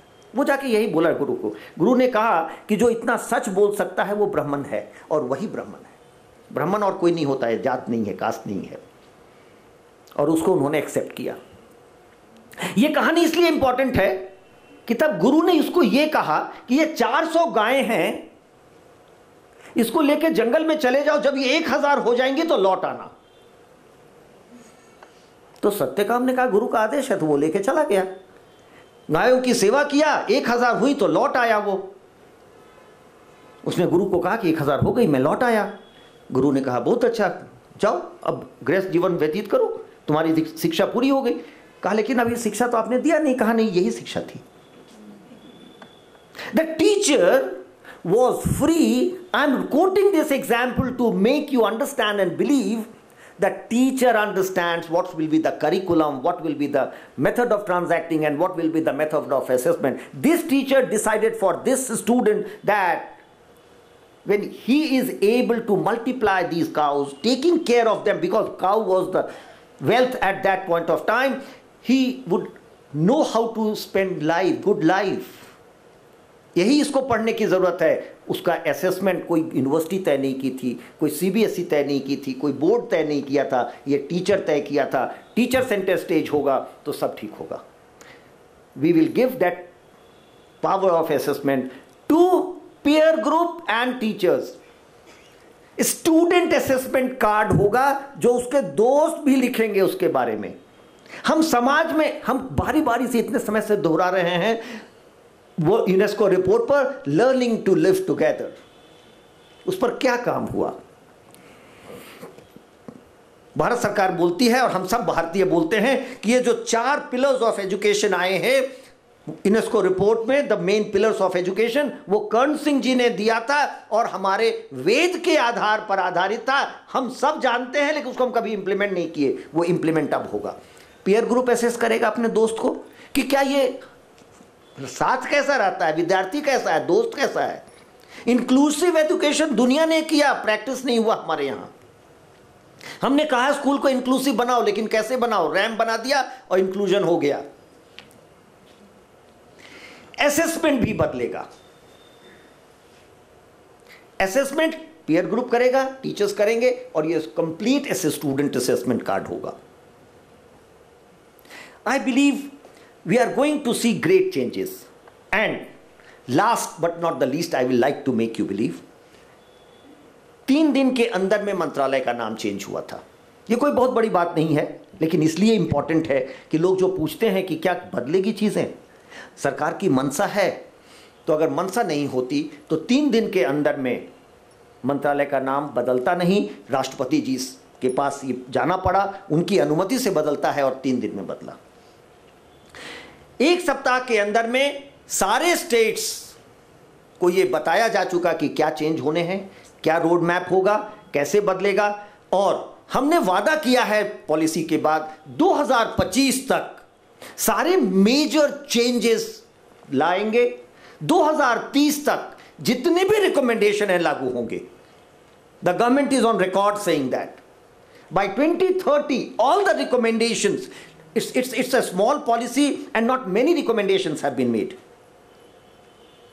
I must tell you, it's not 700 pages, because Kothari Commission talked about agriculture, medicine, nursing, everything. This policy doesn't talk about all that. This policy only talks about what is the basis or basic which must change, and then last line of the policy says 2040 we will review and come up with a new policy. तो जो बातें कही गई हैं खास करके school education and higher education को बदलने के लिए, एक हम लोगों का बड़ा जोर था और उसका मैं बड़ा हिमायती हूं। देखिए, हायर एजुकेशन 8 करोड़ बच्चे पढ़ते हैं, 8 करोड़ स्टूडेंट्स हायर एजुकेशन में हैं। 34 crore. I knew 33. Minister has been saying 33. Yesterday, day before, I met the secretary CBSE. He said 34 crore, sir. 1.5 crore teacher हैं स्कूल एजुकेशन में, कोई 25 लाख टीचर हैं हायर एजुकेशन में। 25 लाख टीचर्स, 8 करोड़ स्टूडेंट के लिए कम से कम 1 दर्जन रेगुलेटरी बॉडीज हैं। When I say regulatory bodies, these are statutory bodies created by the parliament. University grants commission is a statutory body created by parliament. इसके कहने का मतलब यह है, इसका इंपॉर्टेंस यह है कि अगर यूजीसी कोई नियम बनाती है तो वो सारे यूनिवर्सिटीज को फॉलो करना पड़ेगा, irrespective of whether they are state university or central universities.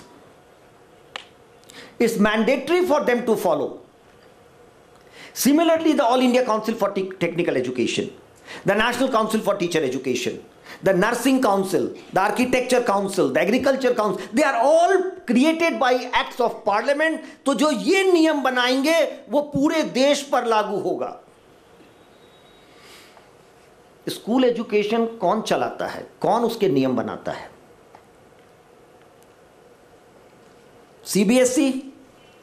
अभी पिछले महीने इलाहाबाद कोर्ट ने एक जजमेंट दिया है और कहा है कि सीबीएसई के नियम फॉलो करना जरूरी नहीं है, यह रेगुलेटरी बॉडी नहीं है, इट्स अ सोसाइटी। कोई भी स्कूल एजुकेशन का बॉडी इस देश में रेगुलेटरी अथॉरिटी नहीं है। तो कौन बनाता है नियम एजुकेशन, स्कूल एजुकेशन का?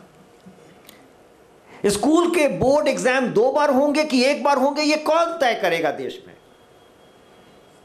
करिकुलम क्या पढ़ाया जाएगा, यह कौन अप्रूव करता है? मेरा समय खत्म हो गया, मैं 1 घंटे तो लूंगा ही, लेकिन 1-2 मिनट और जा सकता है। देखिए, 2000 में नेशनल करिकुलम फ्रेमवर्क आया था, यू ऑल नो। पहला बार एक रॉबस्ट नेशनल करिकुलम फ्रेमवर्क आया था, और यह क्यों आया था? We used to have national curriculum framework which was meant for nothing. 2000 we had an educationist as Minister for Education, Murli Manohar Joshi. आपके बच्चे क्या पढ़ रहे थे स्कूल में आपने कभी नहीं देखा, उसी का नतीजा है सिलिकॉन वैली। हम पढ़ा ही रहे हैं बच्चों को, आज भी पढ़ा रहे हैं कि अगर अंग्रेज ना आए होते तो हम देश नहीं बनते। अभी मैंने एक स्टूडेंट से बात किया, वो बड़ा ब्राइट स्टूडेंट है, और उसने हमसे कहा कि अगर अंग्रेज नहीं आए होते तो हम ट्रिनिटी का कॉन्सेप्ट, ब्रह्मा विष्णु महेश का कॉन्सेप्ट भी नहीं आता भारत में, क्योंकि ये क्रिश्चियन इमेजरी है या क्रिश्चियन कॉन्सेप्ट है ट्रिनिटी का, जो हिंदुइज्म बोरो कर लिया। ये हमने पढ़ाया है। मैं जानबूझ के ये बात कह रहा हूं, आप सब जाकर के अपने बच्चों का जरा टेक्स्ट बुक पढ़िएगा। आज क्या पढ़ा रहे हैं उनको हम? जितने हमारे स्वतंत्रता सेनानी थे उन सब को हम टेररिस्ट लिखे हुए हैं किताब में। पहली बार मुरली मनोहर जोशी जी का ध्यान गया, उन्होंने कहा कि एक नेशनल करिकुलम फ्रेमवर्क बनाओ कि हम क्या पढ़ाएंगे बच्चों को, और वो देश के लिए कंपल्सरी होगा। तो 2000 में नेशनल करिकुलम फ्रेमवर्क बना। 2004 में सरकार बदल गई, एक नए मंत्री आए, 2005 में नया करिकुलम फ्रेमवर्क लिख दिया। कहा कि यह भगवाकरण हो गया करिकुलम का। I am a critic, I critic things, I want to point it out to you so that you realize the importance of it. So 2004, when you had a change in government, the nation realized we need to teach something else. Pakistan's textbooks, there is a very good book by Krishan Kumar, Prejudice and Pride, read it. In Pakistan's textbooks, Gandhi's name is never mentioned. Pakistan ये पढ़ाता ही नहीं है कि आजादी कैसे मिली, कहता है जिन्ना ने आजादी दिलाई हमको। हम क्या पढ़ाते हैं बच्चों को, ये बहुत जरूरी है। तो आपका नेशनल करिकुलम फ्रेमवर्क बहुत जरूरी होता है, और ये कौन लिखता है, कौन बनाता है, मैं ये प्रश्न यही छोड़ूंगा। कभी दीदी से आग्रह करूंगा कि कभी आप एक स्पेशल सेमिनार रखिए ऑन रेगुलेशन ऑफ स्कूल्स। एक स्कूल एजुकेशन कमीशन होना चाहिए जो रेगुलेटरी बॉडी हो, पार्लियामेंट द्वारा क्रिएटेड हो और इंडिपेंडेंट हो। अभी एक सेमिनार में किसी ने मुझे गुस्सा दिला दिया, तो मैंने वो हमको बोलने लगा कि ये चेंज लाए अर्जुन सिंह जी ने, ये किया था। आप सबको मालूम होगा नो डिटेंशन थियरी है, कौन लाया? हम लोगों को वापस करने के लिए एड़ी चोटी का पसीना एक करना पड़ा। एक मंत्री ने तय किया कि हम नो डिटेंशन लाएंगे देश में। पहली क्लास से 8वीं क्लास तक कोई परीक्षा नहीं होगी, बच्चे प्रमोट होते जाएंगे। एक ही बार बच्चा जब सेकेंडरी के एग्जाम हॉल में पहुंचा तब पता चला कि कुछ आता ही नहीं है। ये किसने तय किया था? एक मंत्री ने तय किया था।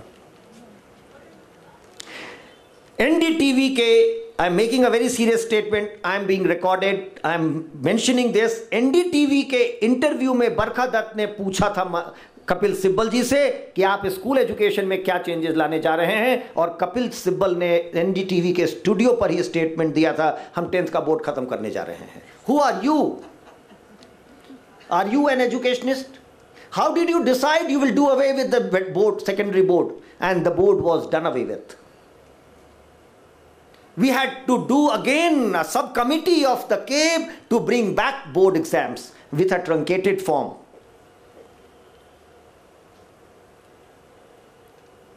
One person cannot take decisions.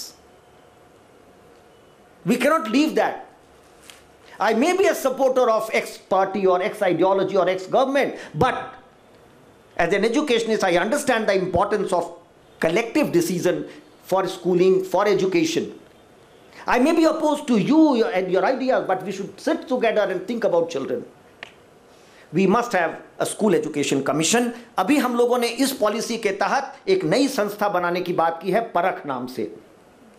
परख इंटर बोर्ड बॉडी होगी जो सभी बोर्ड्स को कोऑर्डिनेट करेगी और उनका स्टैंडर्डाइजेशन करेगी। कोई बोर्ड आपका 99-100% दे रहा है, कोई 70% पर खुश है, ये नहीं होना चाहिए। इसको बनाने के लिए एक संस्था बनेगी परख, वो नेशनल असेसमेंट सर्वे भी करेगी, वो स्टैंडर्डाइजेशन भी करेगी, उसका ये काम होगा। लेकिन फिलहाल ये काम एनसीईआरटी के जिम्मे है, तो वो परख के पास जाएगा। ये बॉडी इंडिपेंडेंट होनी चाहिए थी।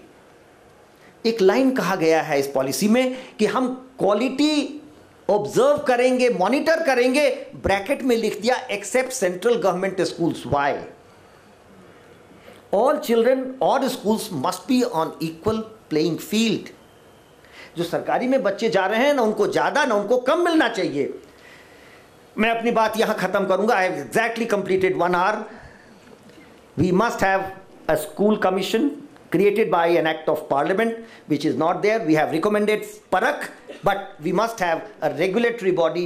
This should be a body of intellectuals, body of those who understand education. You won't realize who have not worked with the schools. क्या exploitation है teachers का। कुछ private schools में and government school में teachers almost servant जैसे treat होते हैं। Because I give you the salary, I will do whatever I like with you. That cannot work. If you want to have a strong nation 2030, you must have strong schools where teachers are center stage. हमने एक quotation सोचा था आपसे पढ़ के शुरू करेंगे, लेकिन वो तब नहीं पढ़ पाए, तो ख़त्म करेंगे इस स्टेटमेंट से जो कि प्रियम्बल ऑफ द डॉक्यूमेंट में दिया गया है। The teacher must be at the centre of the fundamental reforms in education. The teacher must be at the center of the fundamental reforms in the education system. The new education policy must help re-establish teachers at all levels as the most respected and essential member of our society, because they truly shape our next generation of citizens. It must do everything to empower teachers and help them to do their job as effectively as possible. The new education policy must help recruit the very best and brightest to enter the teaching profession at all levels by ensuring livelihood, respect, dignity and autonomy, while also instilling in the system basic methods of quality control and accountability. I read this statement to make you realize this policy has the intention to put teachers center stage. We may be teachers, we may not be teachers, but we all understand the importance of teachers. Nations which have put teachers center stage like Finland are at the top and doing well, not only economically, socially, and as a nation. Fellow teachers, we must strive to get the policy implemented. आपसे मैं पुनः एक बार कहूँगा, policy implement हो रही है और 2025 तक आप देखेंगे कि लगभग सारे रिकमेंडेशन होंगे, लेकिन वो प्रेशर बनाए रखिए। आप सबों का बहुत बहुत आभार कि आपने मुझे बुलाया और आपने 1 घंटे तक मुझे सहा। बहुत बहुत आभार, धन्यवाद, नमस्कार।